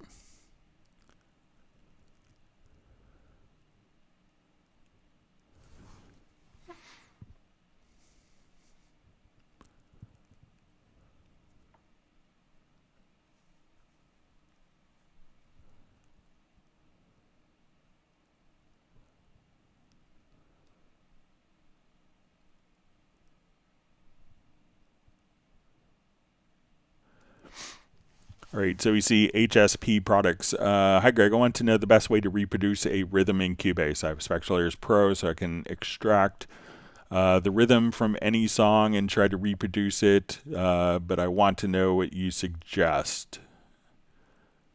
Okay, so it could really, like if you're trying to extract like a particular percussion part. So let's say if we are here and just do a new project and we'll do something that's pretty complex instrumentally. Let me just import.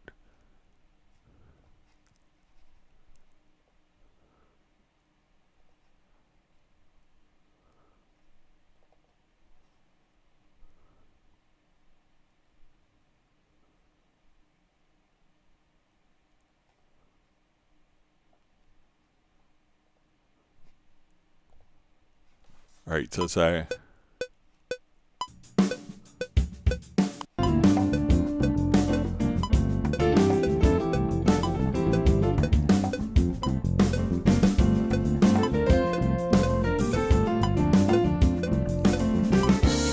all right, so let's say I want to take like the rhythm of the bass. Like I want to figure out like, what makes the Latin bass what it is.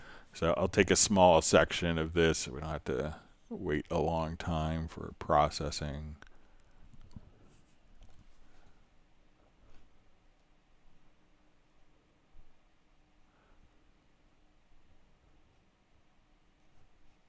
Okay.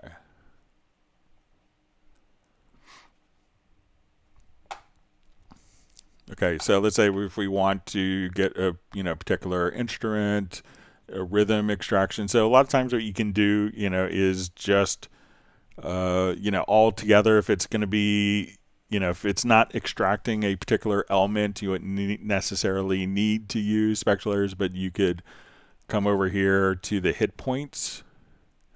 So let's double click. We go into our sample editor. Let's go to hit points.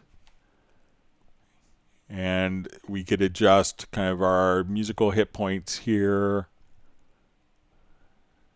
And then if we wanted to make a groove, we could then create a groove quantize preset from that.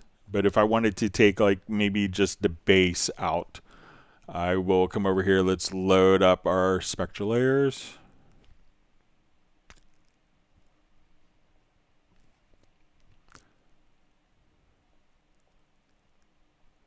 All right, and I'm going to come over here. Let's choose to unmix the song. I think we'll just go ahead and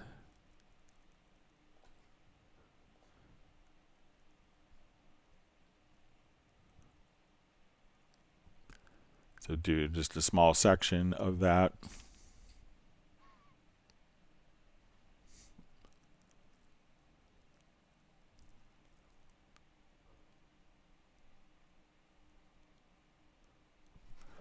Okay, so now when we want to, we can see our bass part here.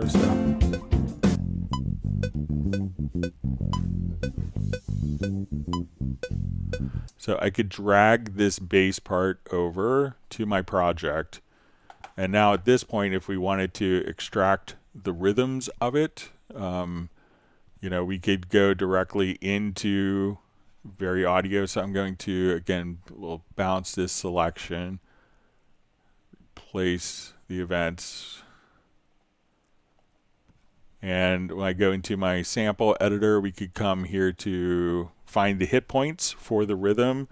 Or if we wanted to just come over here, let's say edit the Very Audio, we can now just come right over here and say extract MIDI, and we'll create a new track, and we could have the rhythm from the bass or even the bass line automatically extracted for you, just like that. So let me know if that's helpful for you. So if you want to get the overall feel for a track, like collectively, you could just use hit points, or if you wanted to extract independent elements and figure out what the groove is, then you could use the spectral layers for that.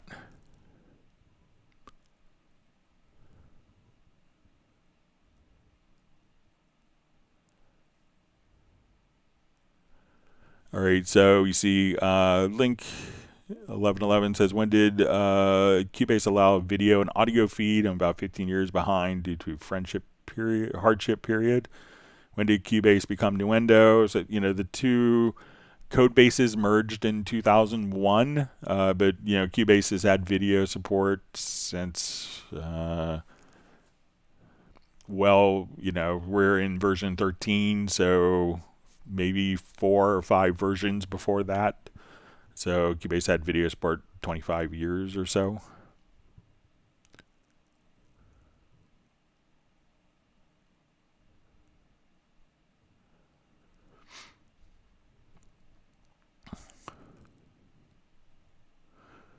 All right.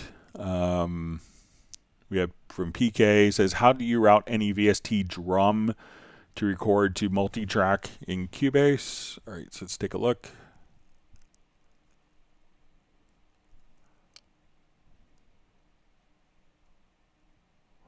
All right, so it's really just about the routing within the particular instrument.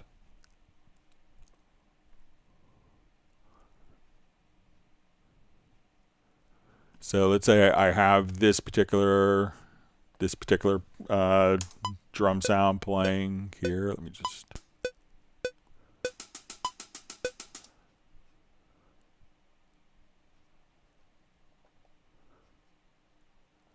All right, so I'll just open this up, and let's say if we have, so like a simple project here, so we'll just say, okay, and what we want to do is on the actual drum instrument, just do the routing. So in this case, if I had an acoustic agent kit, we would say, okay, I want my kick going out of output 3, my snare going out of output, or my kick out of output 2, output 3 is snare, output 4, let's do hi-hat, let's do room or overheads on 5 and room on 6. So we have this particular file here. So we have one track of MIDI, and when we open this up,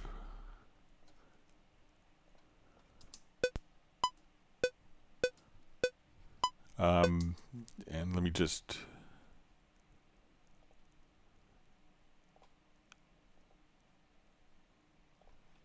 think I may have reassigned some of those, but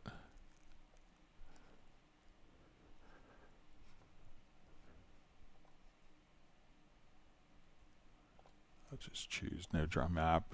And then all you have to do is go to your render in place, and we can say render. And let me just show you the settings. Sorry about that. So we'll go to render in place.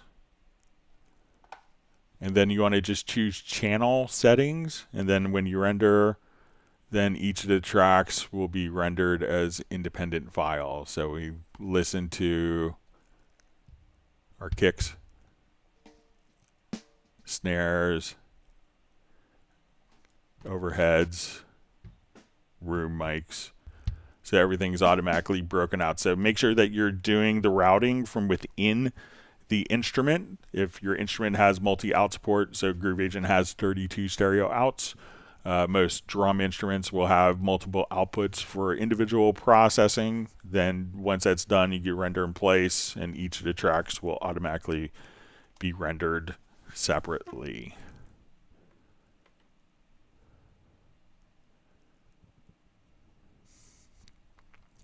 All right, wonderful to see JVI on. You see Bratman Studio. Says, hi Greg, you brought up Cubase for film composing. Makes me wonder, is there software or something that can transpose Cubase files to Pro Tools?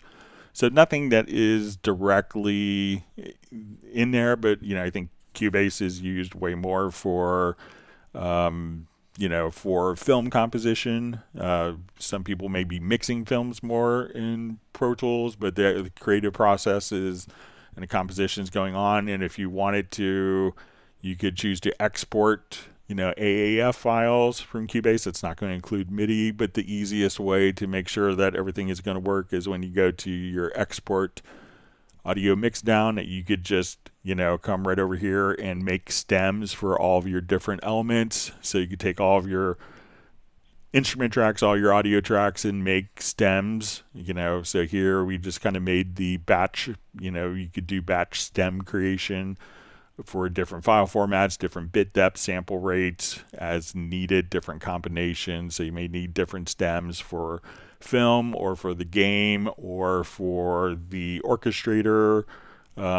So this way you could do batch exporting as stems that could be loaded into any other audio program. But sometimes, there's a lot of features in Cubase that aren't available in other programs. So sometimes, if we gave you something that was a kind of unique to Cubase, and if we send MIDI data and we have a cool MIDI plugin or cool MIDI functionality that's in Cubase that's not in others, then that's not going to transfer over, and we shouldn't necessarily restrict our innovation for because other programs can't interpret that data correctly. All right, so we see DaVinci Girl says, by the way, it's today's Zoom stream. So it's always the last live stream of the month, so the Zoom will be on Friday. And I always post a link myself in the Zoom meetup. Or like we always on the live stream on Friday, I'll post like every half hour. I post at the beginning, at the end, the live stream link. So I do that myself. All right, wonderful to see Pertti Komenen checking in from Finland, and Best Green Jesus checking in. Hope you're doing great.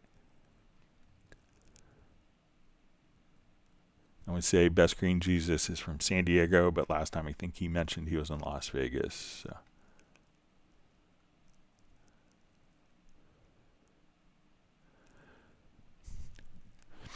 All right, so we see from Flyv, can you explain sidechaining with Retrolog and with another instrument? So it's really kind of the similar process. So let's say if we come over here, I want to take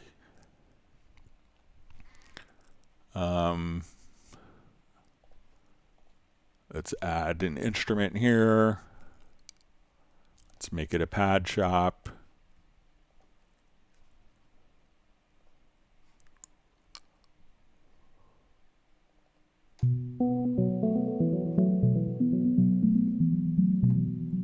Okay, now I want to sidechain that into an instance of Retrolog. So I'm going to activate the sidechain. We're going to say, okay, we're going to go to the pad shop, and we want to activate the sidechain. So at this point, I'm going to take my oscillator off here. We're going to adjust our input. And as we play MIDI in both, I could adjust the filters.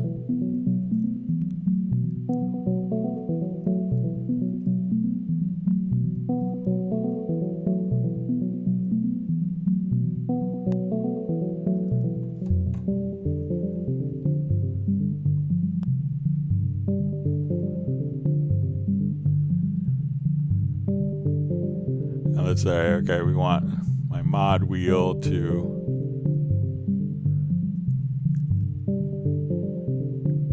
adjust the volume.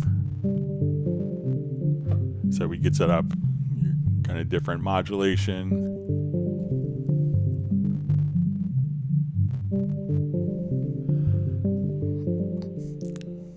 So once again, just kind of come over here, and then you can route the audio from instruments, audio files in, and just make sure that you have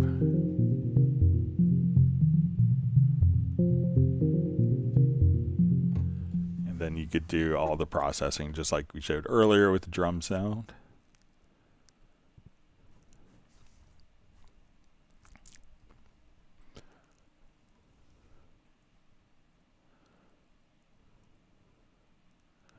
All right, so we have Rohit Records. Doramina says, "How are you, sir?" So everyone's doing great. Thank you for joining us today.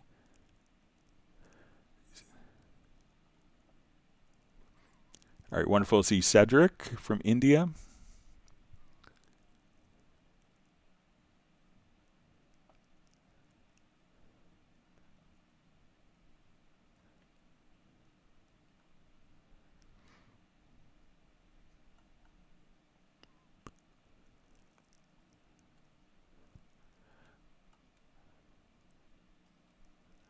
All right, sorry, my chat field jumped on me.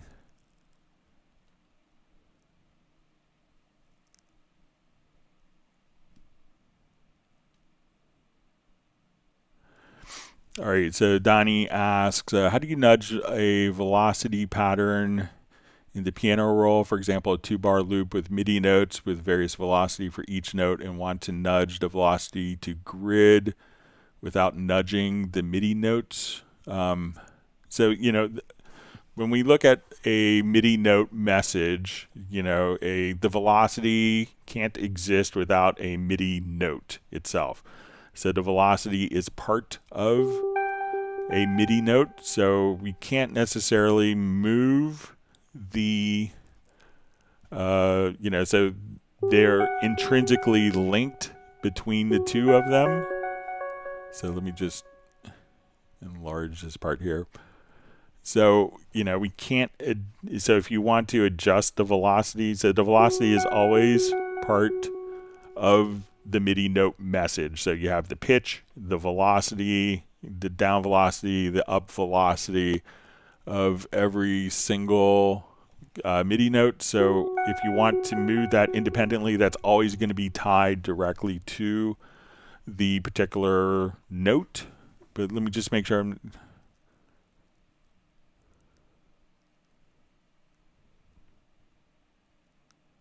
Yeah, so, you know, the start of, you know, since the velocity is a component of the note message, so, and again, I just reread it, so it says, for example, a 2-bar loop with MIDI notes with various velocity for each MIDI note. You want to nudge the velocity to grid without nudging the MIDI notes. Thanks. Yeah, because without, you know, this isn't a separate message, so that, you know, the velocity is showing what the velocity value is of the note. So as you move the note, the velocity is intrinsically tied to that.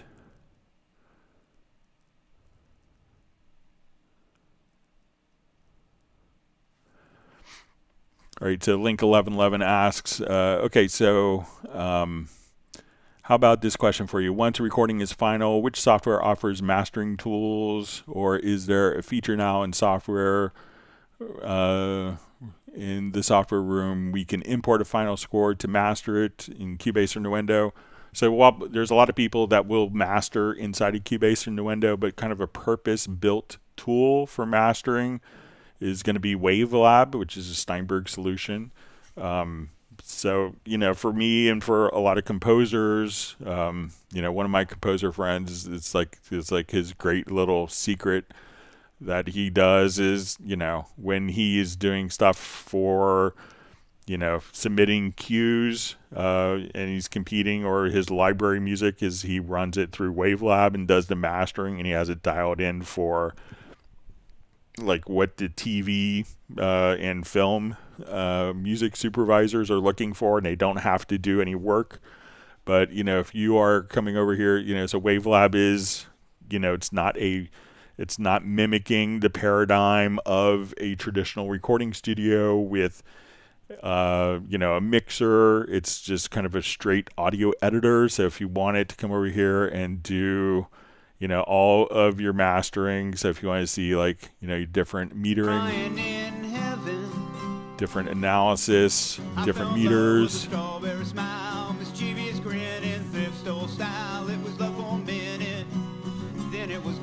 then you have kind of all of your metadata that you could insert if you wanted to put in picture images for iTunes and stuff like that.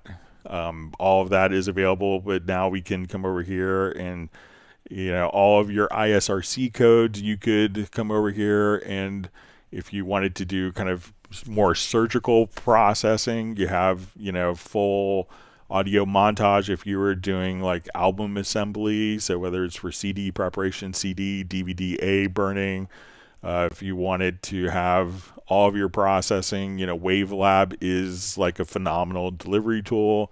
And you could come over here and even do multi-renders. So many times you may have to deliver different file formats for HD tracks at 24-bit 192, a 2496, a 16-bit 44.1 for CD, a 24-bit 48K for film.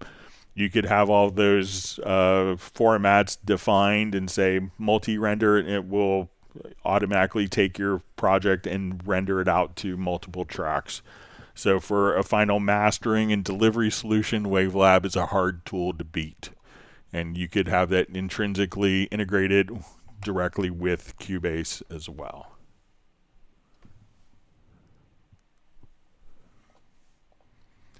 Hang on one second, I have someone at my door. Hang on.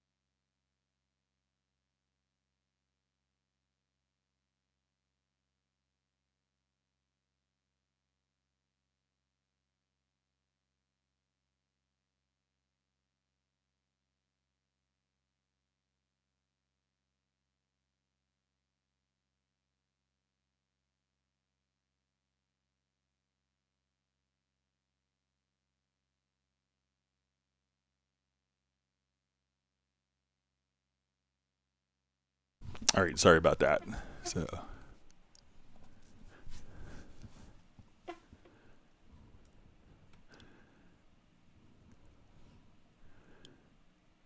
all right.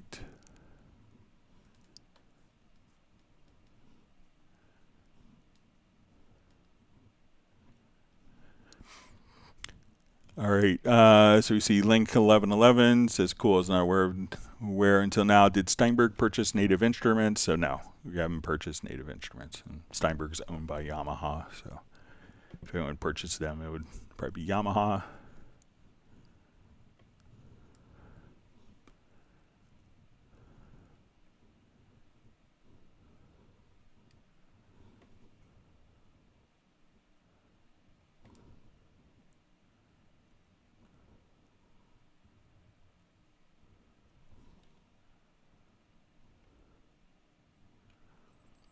All right, so we see Miller Brown says I had a sick beat.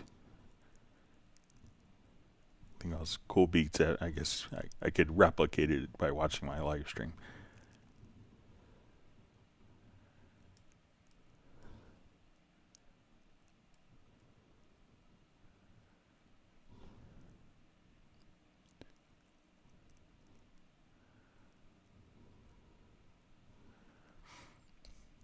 All right, so we see a question from inactive user. It says, "Hi Greg, how are you today?" So I'm doing great.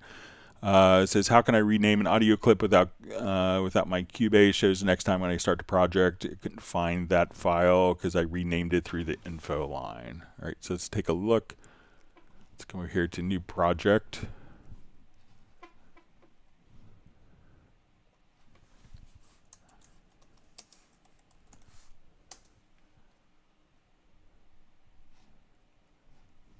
All right, so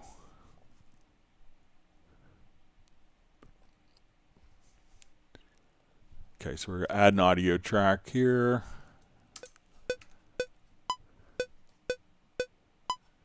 So we record just a little section. So this file is going to be called audio01. All right, so I'm going to save this as a rename test.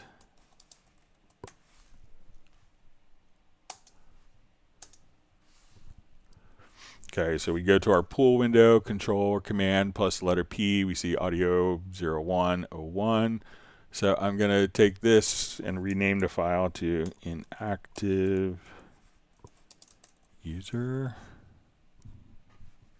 or inactiver user, sorry for saying that wrong all this time.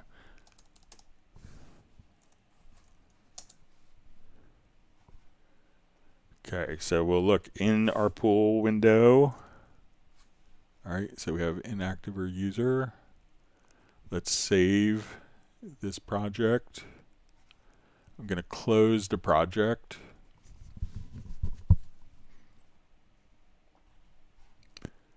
And let's open it again. So we'll go to recent projects, rename test.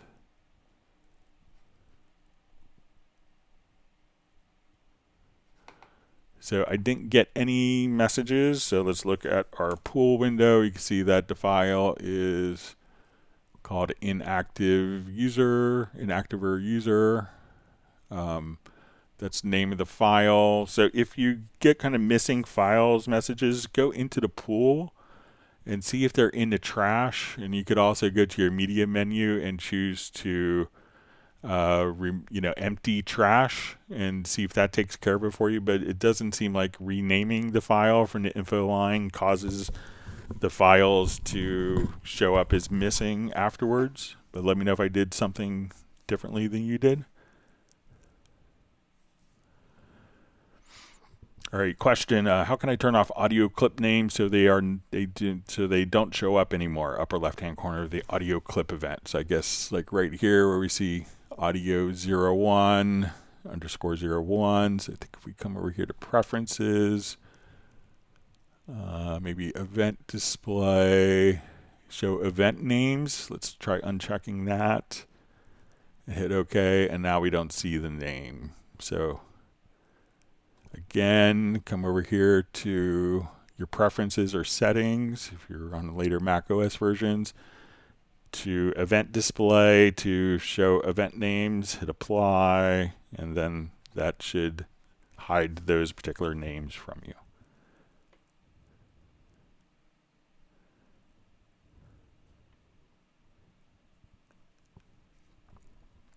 All right, so inactiver user asks, how can I snap an audio event clip to the beats bars timeline so I could copy imperfect eighth note clips, for example? Okay, so let's say I have a shorter audio file here. So let's say I have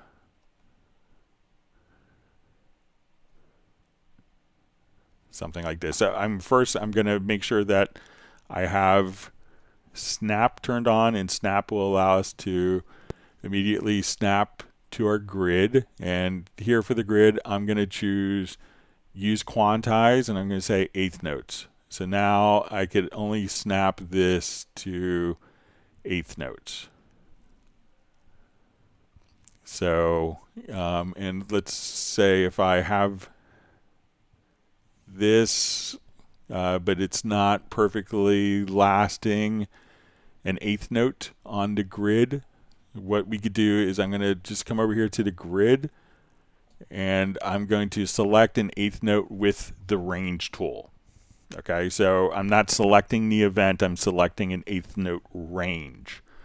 Okay, so let's say this is an eighth note here, but but this event doesn't last all the way to an eighth note. Now when I hit Control or Command D, we duplicate the range, and that range is automatically snapping to eighth notes for us. So again, it's if your event isn't matching the fully to the grid, select with the range tool, select an eighth note range, and then duplicate that range, and that will make sure that the beginning of the event aligns to the start of the grid, and everything will kind of line up rhythmically for you. So let me know if that makes sense for you. All right, wonderful to see Matt Elliston on. Thanks for joining us today.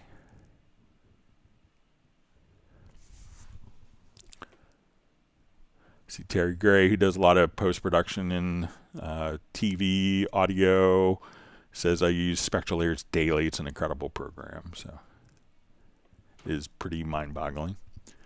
All right, and we have Stefan just saying hi from Sweden. Thanks for joining us.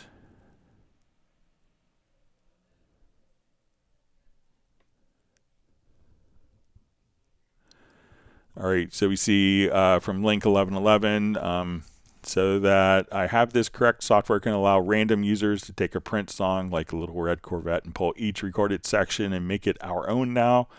That's what's happening now. So it allows you to unmix songs, but you don't have to necessarily make it your own. So that would probably be copyright violations, but I think, I've seen Terry Gray, who just made his comment about Spectral Layers, that I've seen Facebook posts where he's done that to Prince songs, and he could understand kind of what's going on in the mix a lot better as well.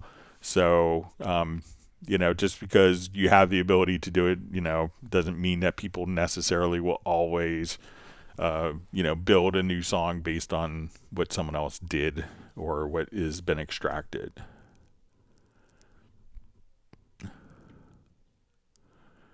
And just further comment, if this is true, will the companies out there sue for this? So it depends on certain elements are copyrightable, so it's kind of an evolving situation, but generally it's melody and lyrics. But if it's something that's recognizable, going back to Vanilla Ice and Queen and David Bowie, while that wasn't necessarily something that was copyrightable, if you kind of, I would say that there is always going to be consequences if, you have a big hit record and you took a sample from someone. You just have to pay for it. I remember being in the studio when they were working on, Men in Black, and they probably could have saved a lot of money if they just had a band play very similar to the Patrice Rushdin song. So, all right. But yeah, always respect other people's intellectual property. It's always good to err on the side of caution and respect for intellectual property. All right.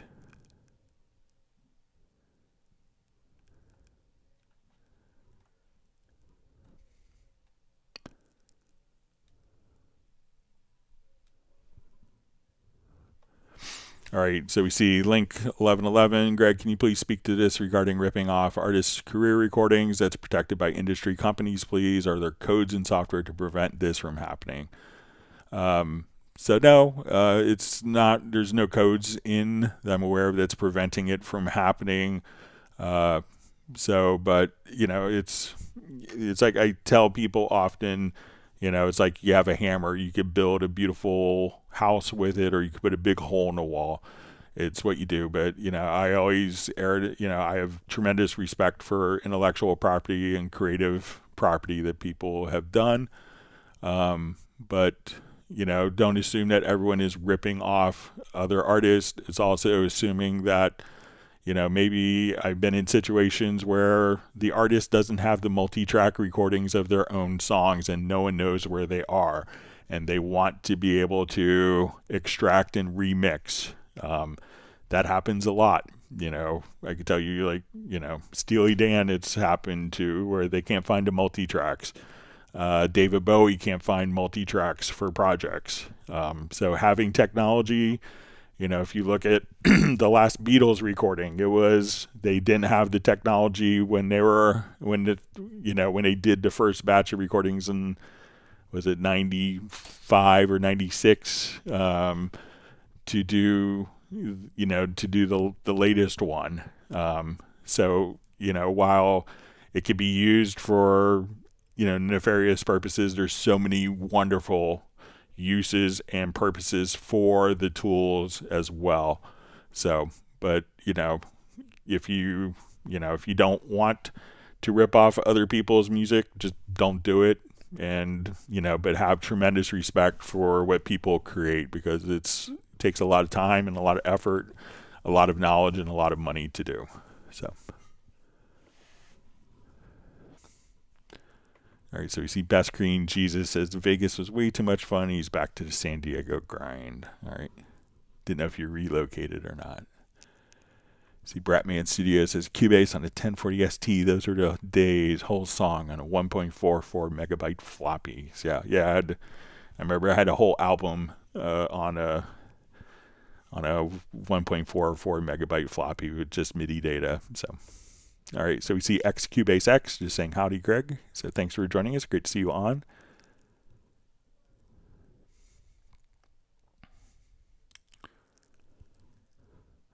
All right, so we see Walk Crew 1. Greg, what software are you using to allow you to share your webcam and mic and share your Cubase screen and share your Cubase audio at quality in real time? So I just use OBS. What I do and what the system I've had for a number of years, and I just do my display capture, so I share my screen. I don't want, I have a video camera that I use for web meetings all the time. But I don't want to inadvertently cover up part of the screen, so I tend not to use a camera, because I want everyone to be able to see every pixel of the screen. I take my audio interface out of Cubase. I connect it into a different audio mixer with a USB output. So I take my UR24C, I connect that into my Yamaha AG08 audio mixer, and I have my microphone in my AG08 mixer as well, and I use that audio for the stream. I use my audio interface for Cubase. That way I can change sample rates without any worries. I can hit a button if I need to clear my throat or cough, and it's just all going through OBS, which is kind of open source, but very easy to do. And then you just point this into your YouTube channel, and it's really easy to do. So took a while to figure out all the components, but I think it works pretty well, and it's been very reliable.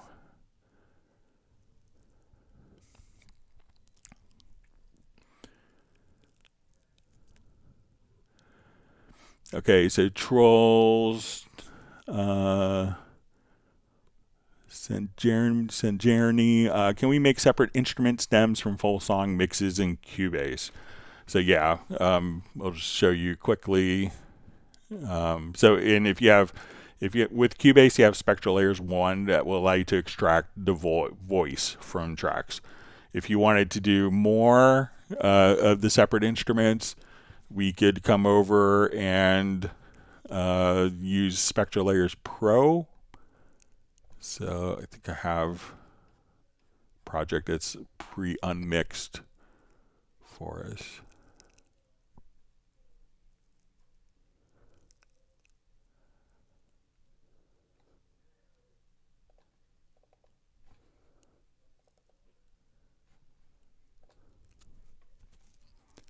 And this is an example of this project I worked on when I was 30 years ago or so. And it's somewhere on a 1-inch 16 track that no one knows where the files are. So if we want it to come,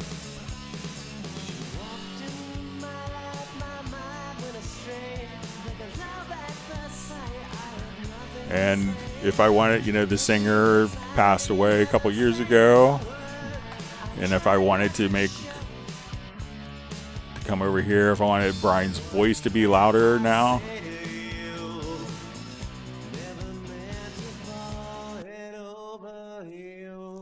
What can I say to you? So all the effects.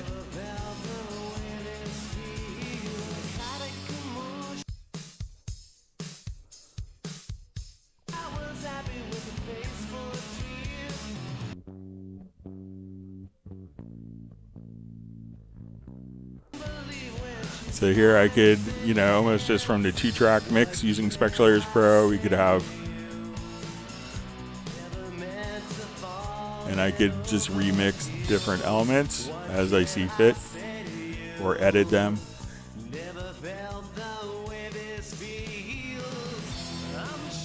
Want the guitars to be louder in that portion of the song. So yeah, with the full Spectral Layers, you have really incredible unmixing capabilities.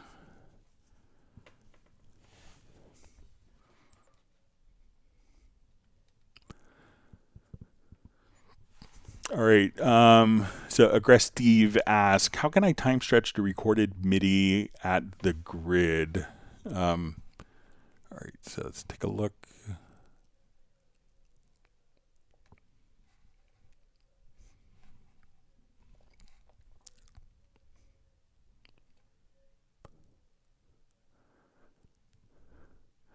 So let's say we have a MIDI part here. All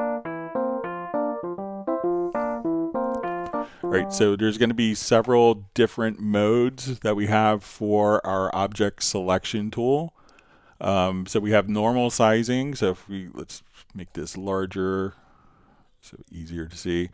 So at this point, you know, we can kind of crop the end or beginning of the notes. So we could come over here and crop as we see fit. There's also one of the modes is sizing applies time stretch. So at this point for MIDI or audio, I could say I want that to play twice as fast. So now when we listen to it, or if I want it to play twice as slow, we could just simply drag this out. And if I hit the J key to turn on my snap, we could say, okay, I want to stretch this out 1.5 times longer. Or I want it to be twice as long. So once we have snap turned on,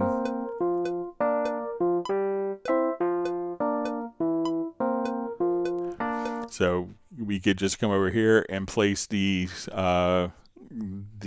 object selection tool to sizing applies time stretch, and then just drag the bottom corners, and then you could adjust that particular, you could time stretch that MIDI event.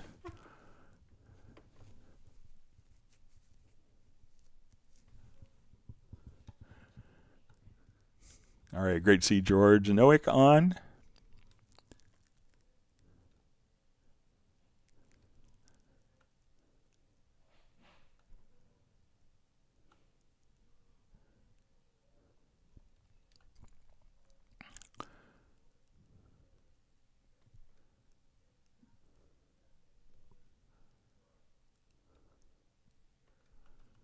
All right.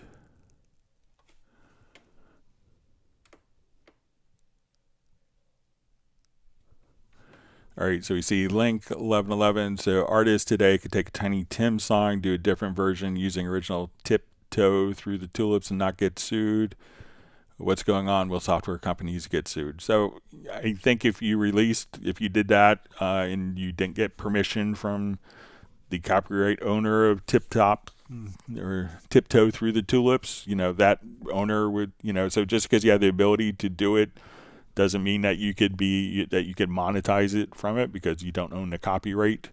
So I don't think that, you know, I don't think anyone is, is going to get away with something on a major hit. You know, I think probably, you know, Sting's biggest income source is from, you know, Sean Combs, you know, for, you know, when he used the, you know, Any Breath You Take, you know, something like $7,000 a day or something, several $1,000s a day, every day that he's paying Sting for that song because he kind of used it. So think of it as a good income source for other people. So probably the person that's monetizing it's going to get it's going to get sued, by the copyright owner. So copyrights still do exist and are still enforced.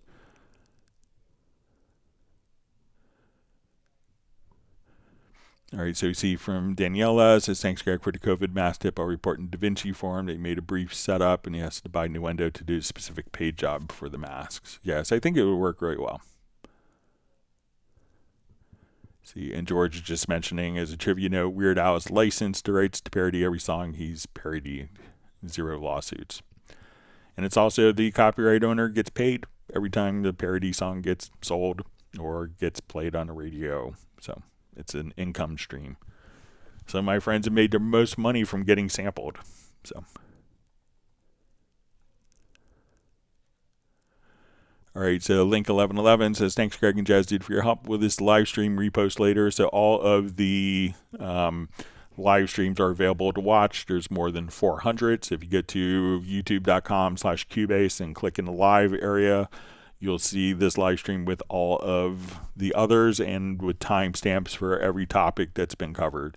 And if you wanted to search for topics that have been covered, go to cubaseindex.com.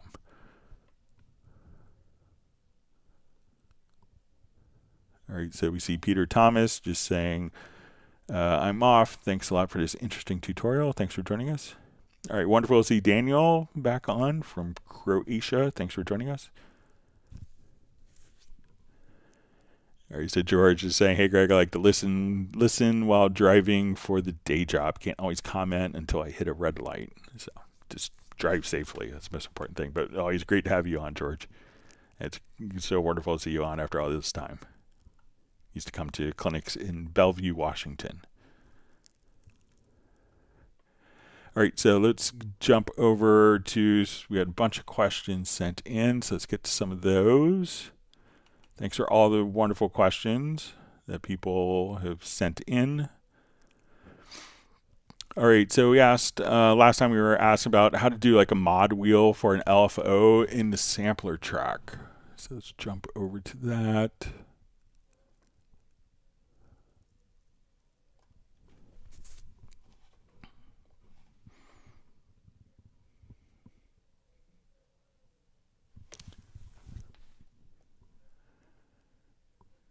I'll revert to this.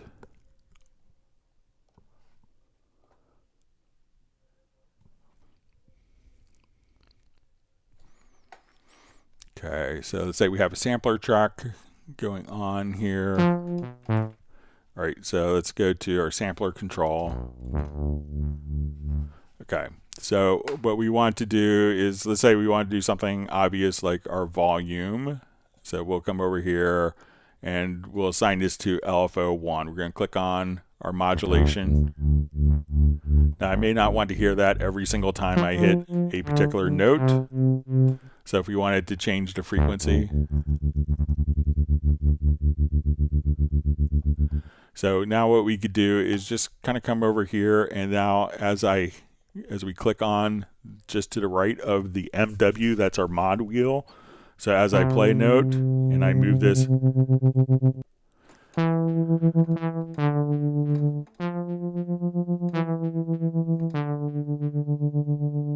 so as the modulation wheel moves, we could just bring in more of that LFO. So I don't want any, where I want it to start.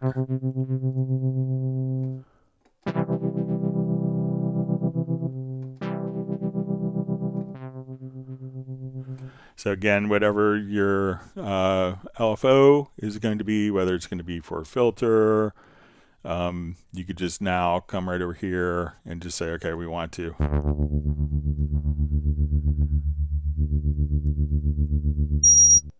So let's just come over here. So if you want that to be your LFO 1, so now as we just do that, you could have multiple sources driven by the modulation wheel. Okay, so we had a question, how to open up all lanes for multi-track comping with a key command so that tracks routed to a particular group, all lanes are shown. All right, so let's take a look.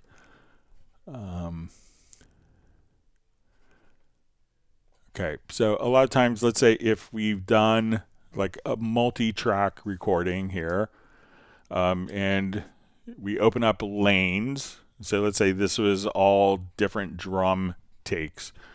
So one of the things is if we wanted to kind of do like a multi-track comping, I would have to open up all of the drum lanes here. So let's say if I don't open up the lanes and I do a comp across one track. So we've done multiple recordings. So we see 4 different passes. So as I come over here and select different events, let me just change this color so it's a little easier to see. So now when I go to the other tracks, so let's say this is my kick, snare, and I wanted these comps to be applied to all of these tracks. They're not unless each of these are open. So now that all of these particular tracks are open and I do a and we do, let's say, I'll just come over here and on this we're going to do group editing. So I could now at this point, when I make a change in one, all of them will change accordingly. So what we want to do is to now take any track that's, let's say, routed to a particular group and open up these lanes automatically. That was the question. All right, so now that I've kind of destroyed this, let's take a look. So on this, we're going to have 3 or 4 tracks. Some of these tracks, so these 3 tracks are going to this group, are routed to the group. So let me just get that set up. And the bottom track isn't going to be routed to the group. Okay, so let's say that's a bass recording, but we want to really just comp drums, but not necessarily this one. So we're going to create a project logical editor preset. So we'll go to our project logical editor, and I think I made preset already. Okay, so these are routed to group 1. So what I'm going to do is to come over here. We're going to select tracks that are routed to group 1, and we would see all of our available groups here. And then at that point, we want to, after we select all those particular tracks, we're going to go to our edit lane display type.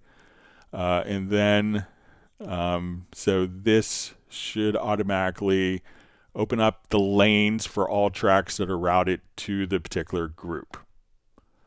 So now that we've done that, we can just come over here. We're going to enable group editing. So all of those tracks were open. If we had like 100 tracks at once, now I could do my comping across multiple takes just like so. So at this point, one edit made, so this track wasn't routed to group 1, so we didn't select that and then open those particular tracks like that. So again, just to make the project logical editor, we want to select tracks that are routed to group 1, and then we go to edit and we're going to say lane display type, and that will open the lanes. And then you could do kind of your multi-track, multi-channel comping like that. Okay, so next question we had is dealing with guitar part. Let me see if I... Okay. Is there a way to have... Question is there a way to have Cubase control the start position for VSTs with internal sequencers such as NI, strummed acoustic, TRK01, etc. It would specifically need the VST sequencer to restart when there's a change in time signature. So most of these particular instruments, and I don't have those other ones, but working with a number of different guitar, a number of different guitar parts. So let's say we have our time signature here of 4/4 and 3/4. So I just opened up an instance of T guitar. So this is kind of I could play a chord here and then do strumming.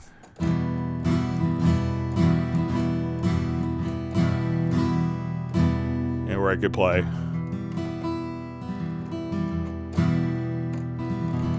the individual notes, and if I play a different chord.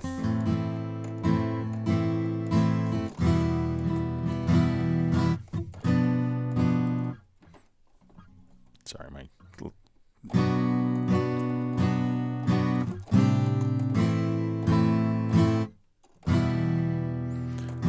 So the sequence of events in most guitar instruments are actually just triggered from MIDI notes.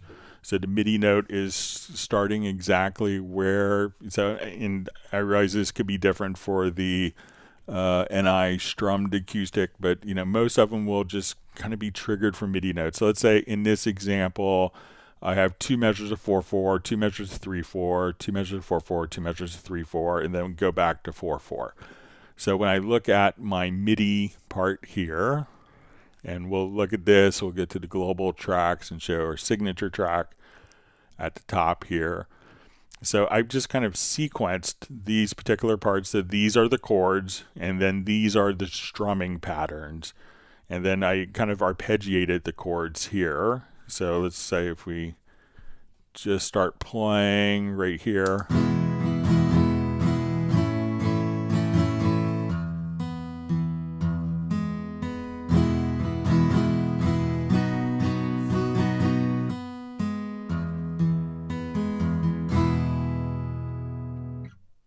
So the instrument itself is triggered by the note on, note off message. So a lot of instruments are dealing with that.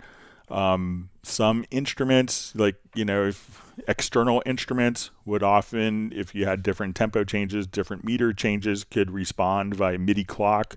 Most VST instruments do it internally, and most of them are driven by the MIDI notes. So if you wanted different meters, as we could see here, switching between 4/4 and 3/4 using like T guitar,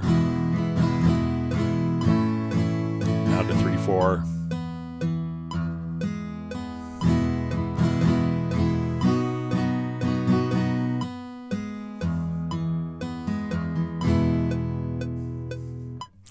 So, and at that point, it will just, if I hold this note out longer, we'll.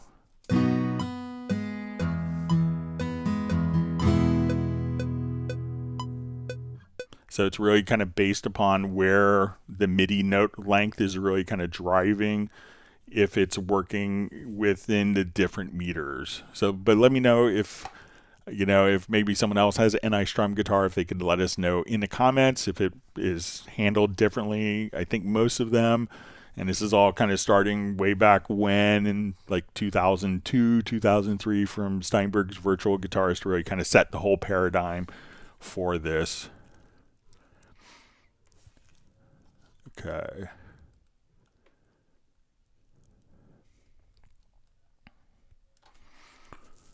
All right, so we have a question. I want to render 2 tracks to 1. And for that, I export those 2 tracks soloed, including inserts, and with the option to create an audio track in the project. Question is, if they are sidechained to a track that is currently muted, are those 2 tracks or in solo, will the sidechain effect be printed in the resulting new track, or how do I do this? All right, so let's take a look at our sidechain.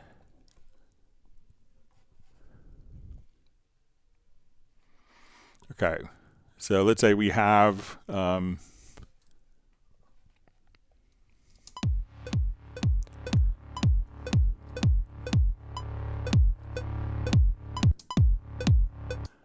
Okay, so I'm going to just pan this. All right, so we have a sidechain compressor on our synth part here. So I'll open up the channel. So let's say we have our sidechain, no sidechain going on.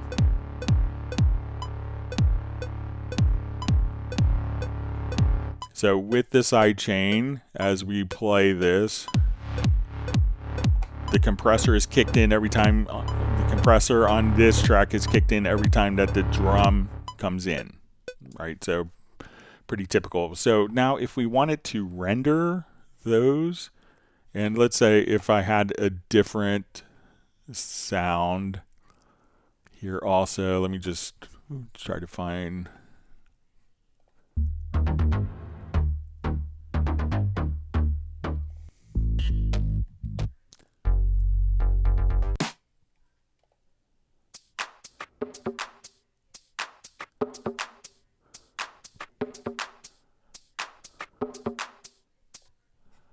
All right, so let's say if I had this particular sound going on and this was also using the same sidechain source. So I want to add a new sound here. So let me just put an insert.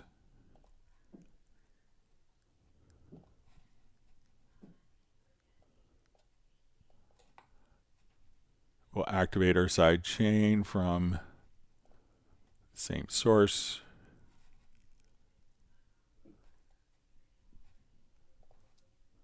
All right, so now all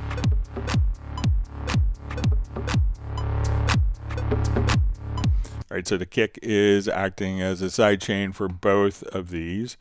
So I think if I select these two sources, so we're gonna have our kind of our drone and our drum loop that are going to be sidechained by this source. I'm going to select those two sources and let's get a render in place. To render settings, I'm going to choose channel settings and let's choose mix down to 1. That when we do that, even if they were soloed, muted, whatever, the side chaining has automatically been applied so that both of these tracks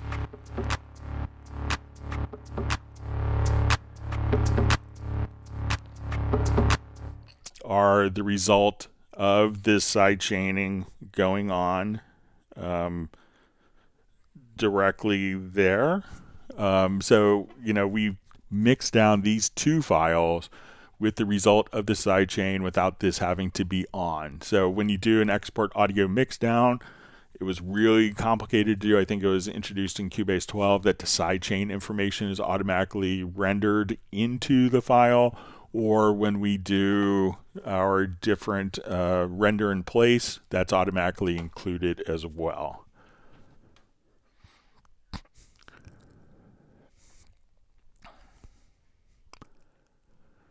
Okay, so we had a question about step entry.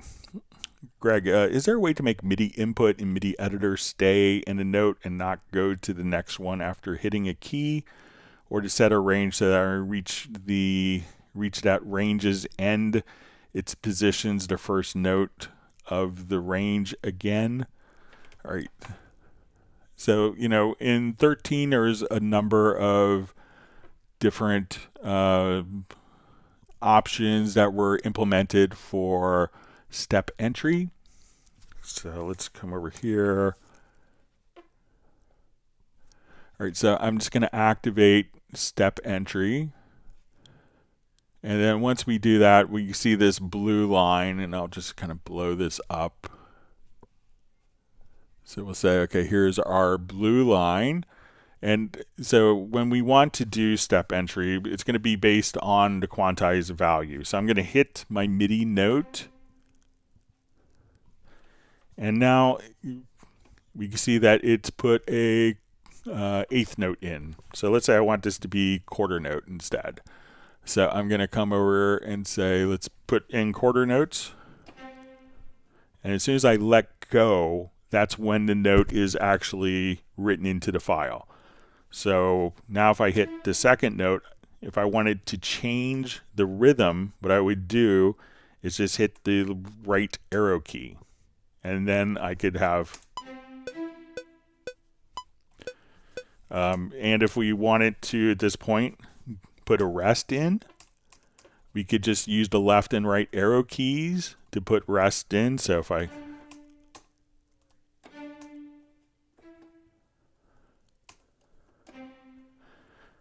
now if I hold down, let's say a C note, I keep that held down and then hold down a G, an E rather, and then keep extending and still hold down the note.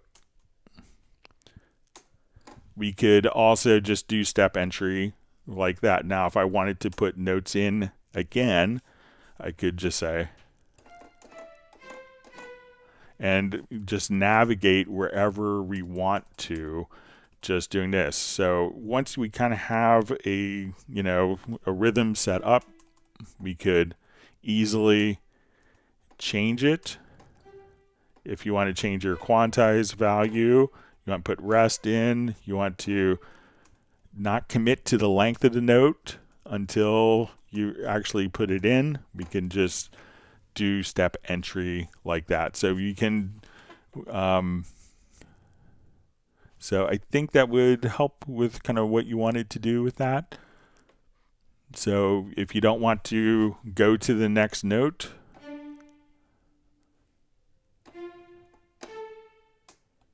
we can just kind of put in.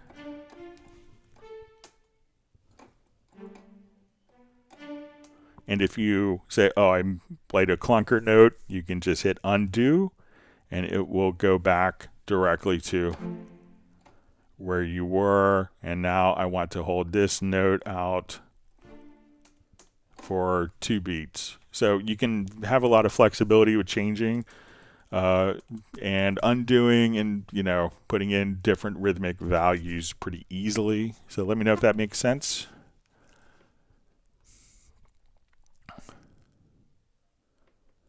Okay, we covered the next 2 already.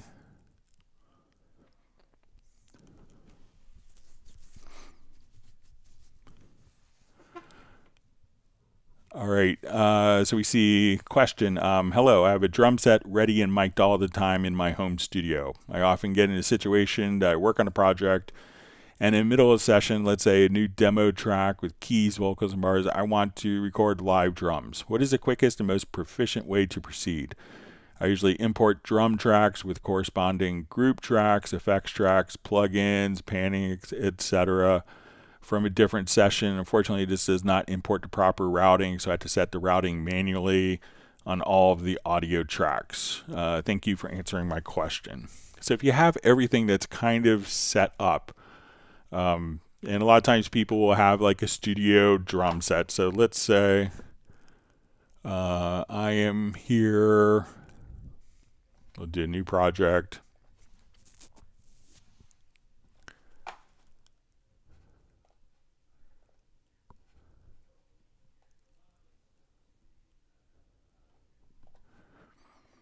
All right, so let's say kick, snare, hat, tom 1, tom, oh, sorry, didn't hit the tab key.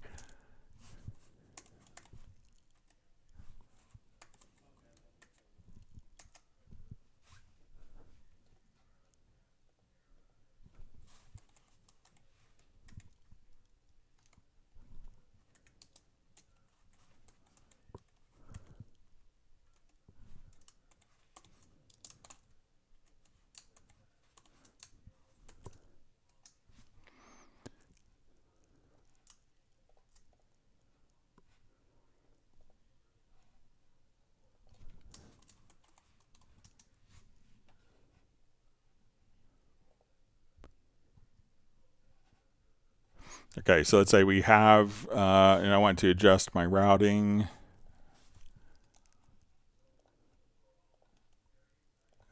Check my modifier keys, I may have messed up.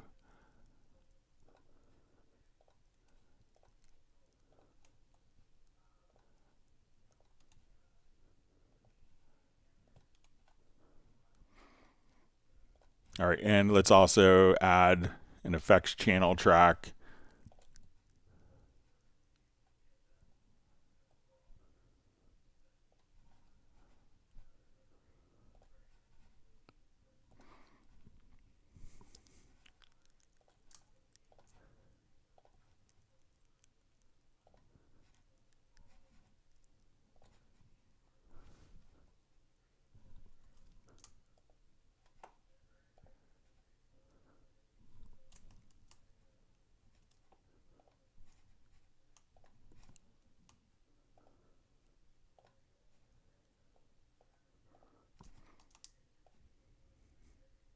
Okay, so let's say this is my typical drums. So what I would do is just select all of these tracks.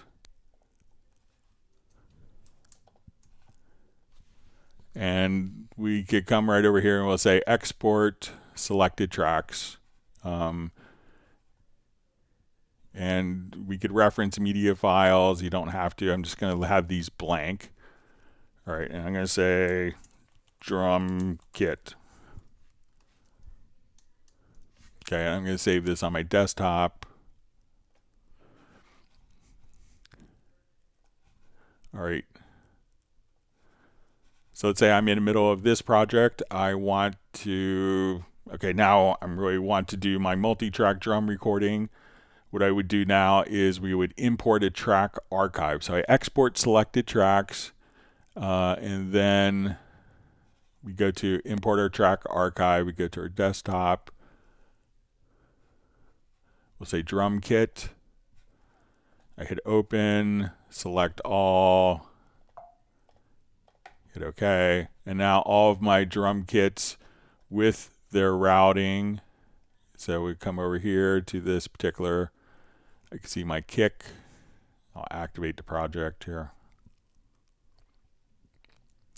So my kick is going to my drums group. When we look at our particular tracks, my sends are set up. The routing is automatically preserved and stored with us. So select all the tracks plus any effects that you want and the groups. And at that point, save them.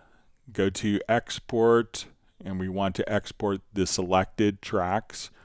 And then simply conversely import the track archive. And then you should be able to quickly, just in a matter of seconds, have all of your multi-track drums configured with all the settings automatically preserved for you. All right, let's jump back to live questions. And again, you can always send questions in advance to clubcubase@steinberg.de. All right.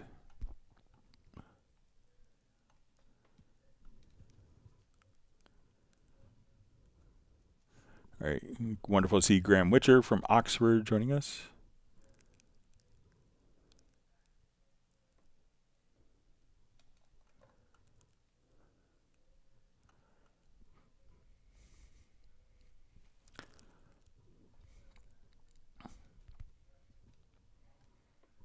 All right.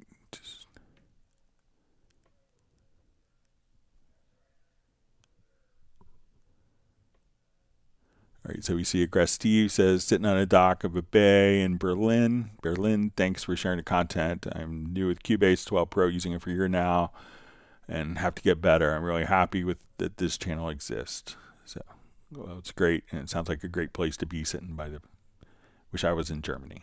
All right. All right, wonderful to see Michael Pierce. He's been in lurk mode after a long day. Hope you're doing well.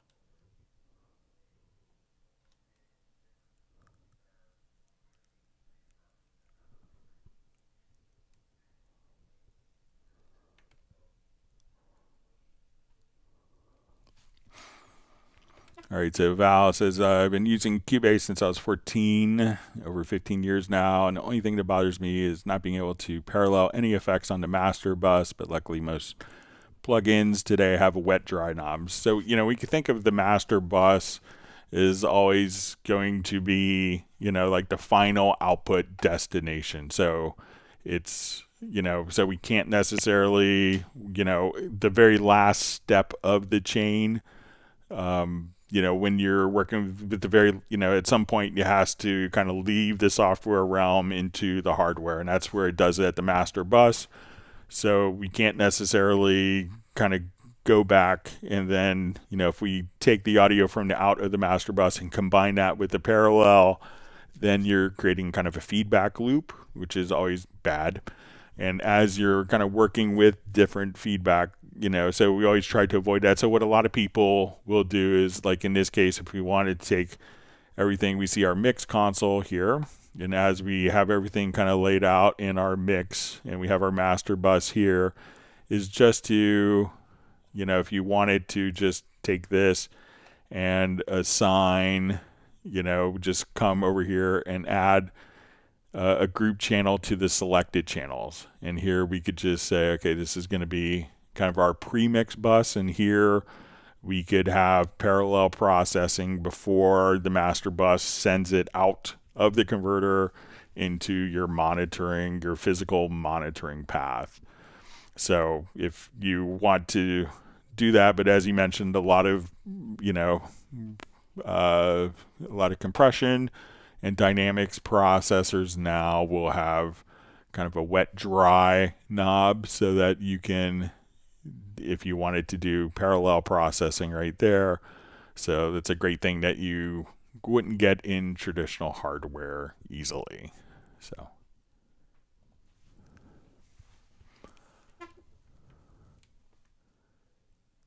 let's see, Daniel says, watching your work gives me such peace. That's very kind.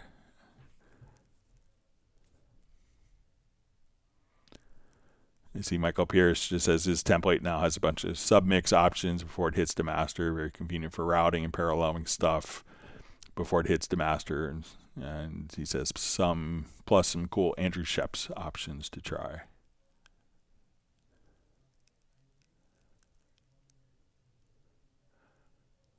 All right.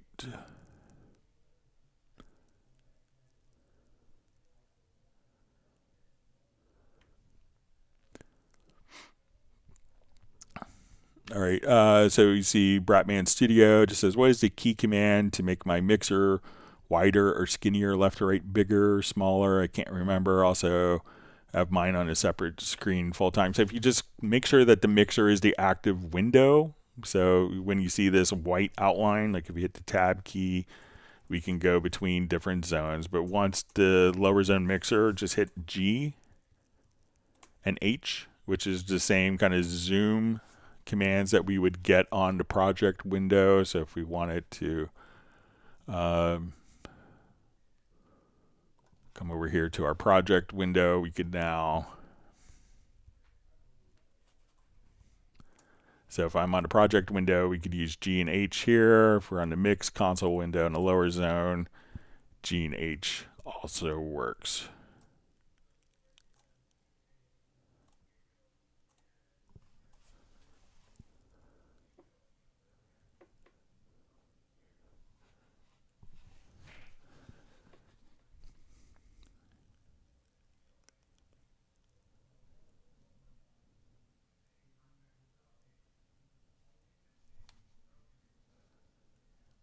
All right, so Michael Pierce just says he's been playing with a rear bus idea from Andrew Sheps and some mixes recently. Really interesting. Just have a bunch of sub mixes available before the master. Routing fun for all. So yeah. All right, we'll see if there's any more questions that come in, or is it at the end of summer? I know lots of people in the U.S. are on vacation, getting ready for the upcoming Labor Day weekend. If you've learned a new tip or trick, make sure that you hit the like button and that you subscribe to the channel if you haven't subscribed already. See, Michael Pierce mentions he's working on a massive new mixing template at the moment.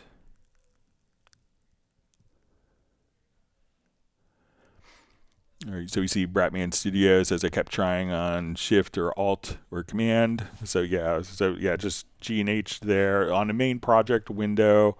If we want to kind of zoom, so we have G and H to zoom horizontally, and here we can see that we're going to have Shift plus G and Shift plus H to automatically come over here and zoom vertically, G and H by themselves.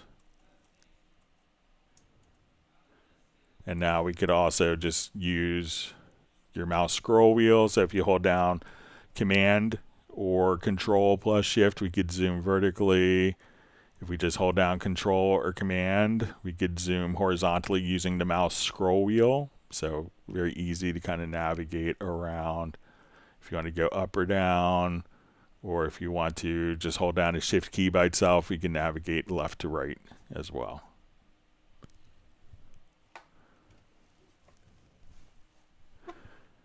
All right, let's see if there's any more questions that sneak in.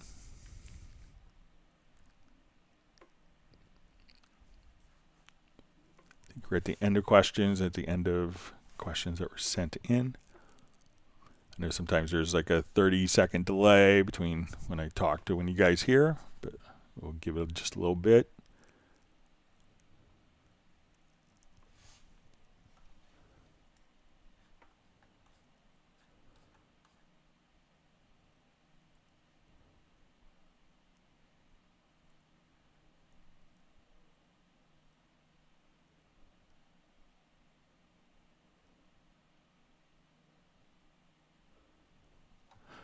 All right, Aggress Steve asks, is there a shortcut to get the audio clip in the bar at 0 point in a wave to start and end?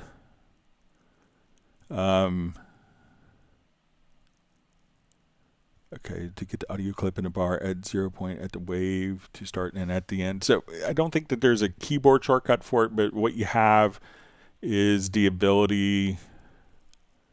it may not, like the container, you know, the event container may not make so much sense. I mean, you could obviously, so let's say if I come here and I make a cut on this particular event, and if I wanted this event here to, you know, to slip, you know, you could hold down Control and Alt or Command Option, and, you know, we could slip to have the event container. You know, usually what most programs will have is to prevent clicks and pops from being introduced with an edit, like a scissors cut, that when we cut, we have the option of zero crossing. So if I cut here, you know, it may not be exactly where you want.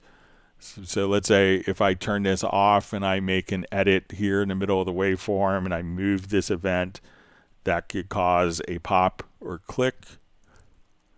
But if we have this set to zero crossing, so this is kind of usually the more critical thing.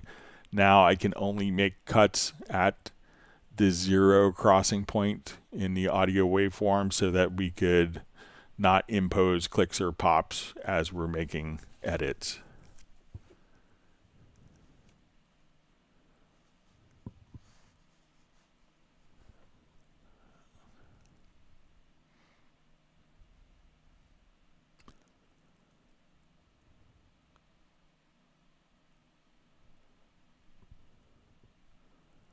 All right. All right, Jazzy Lamel just says, greetings, Greg. I'm trying to see if there's a way to bounce 3 vocal tracks into, or merge all 3 tracks into one track. That is a quick, easy way of doing that. Okay, so let's say I want to take, I'll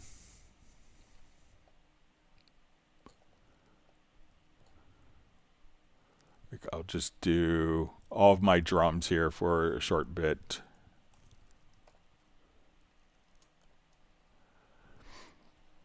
Okay, so let's say I want to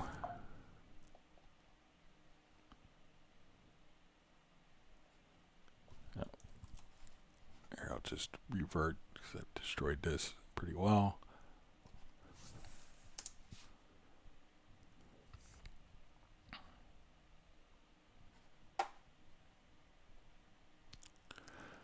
All right, so I'm going to split at the, let's say I'll come here and I'll just take all, I will just split my drums here for a little bit. Okay, so I want to take all of these drum tracks, and so I just select them with the range tool. I hit the object selection tool. So I want to bounce these to one track. So really all you have to do is go to your edit menu and choose render in place. Let's go to our render settings. We're going to come right over here and check our channel settings. And at this point, we're going to choose if we have multiple events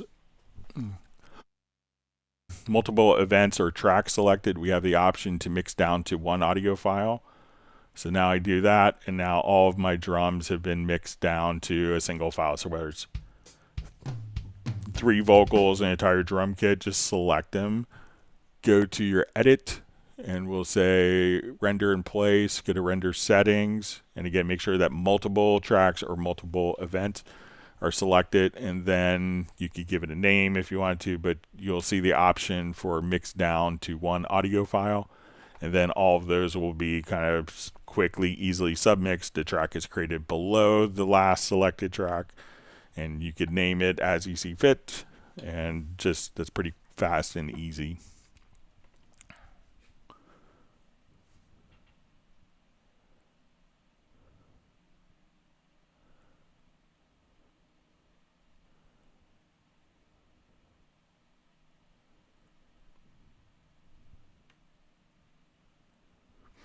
All right, just reading through comments.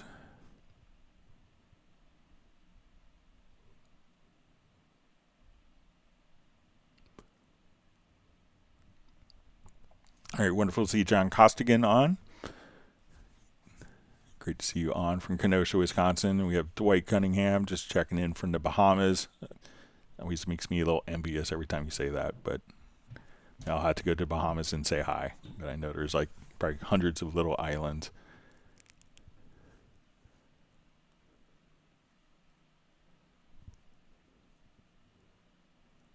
All right, just reading through more comments.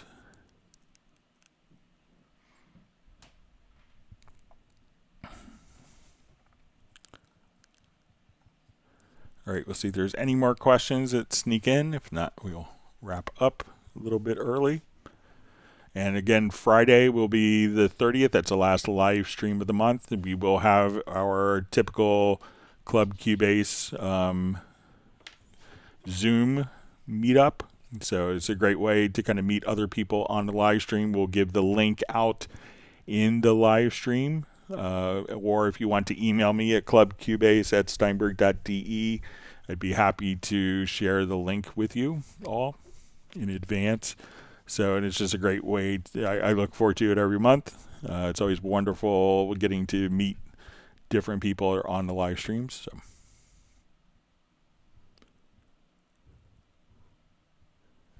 All right, we'll give it another couple minutes, see if there's any other questions. If not, then we'll go ahead and wrap up.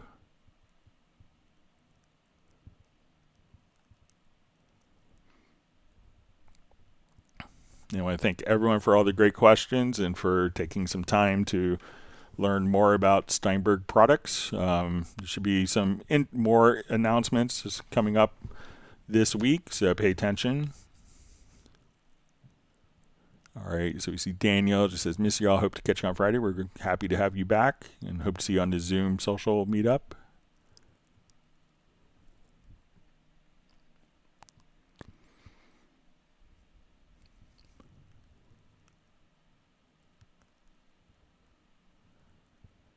See Michael Pierce apologizing for his tardiness. You don't have to apologize. You just have to hit the like button. So, all right. So it looks like we are out of questions. And I want to thank again everyone for learning more about Steinberg products.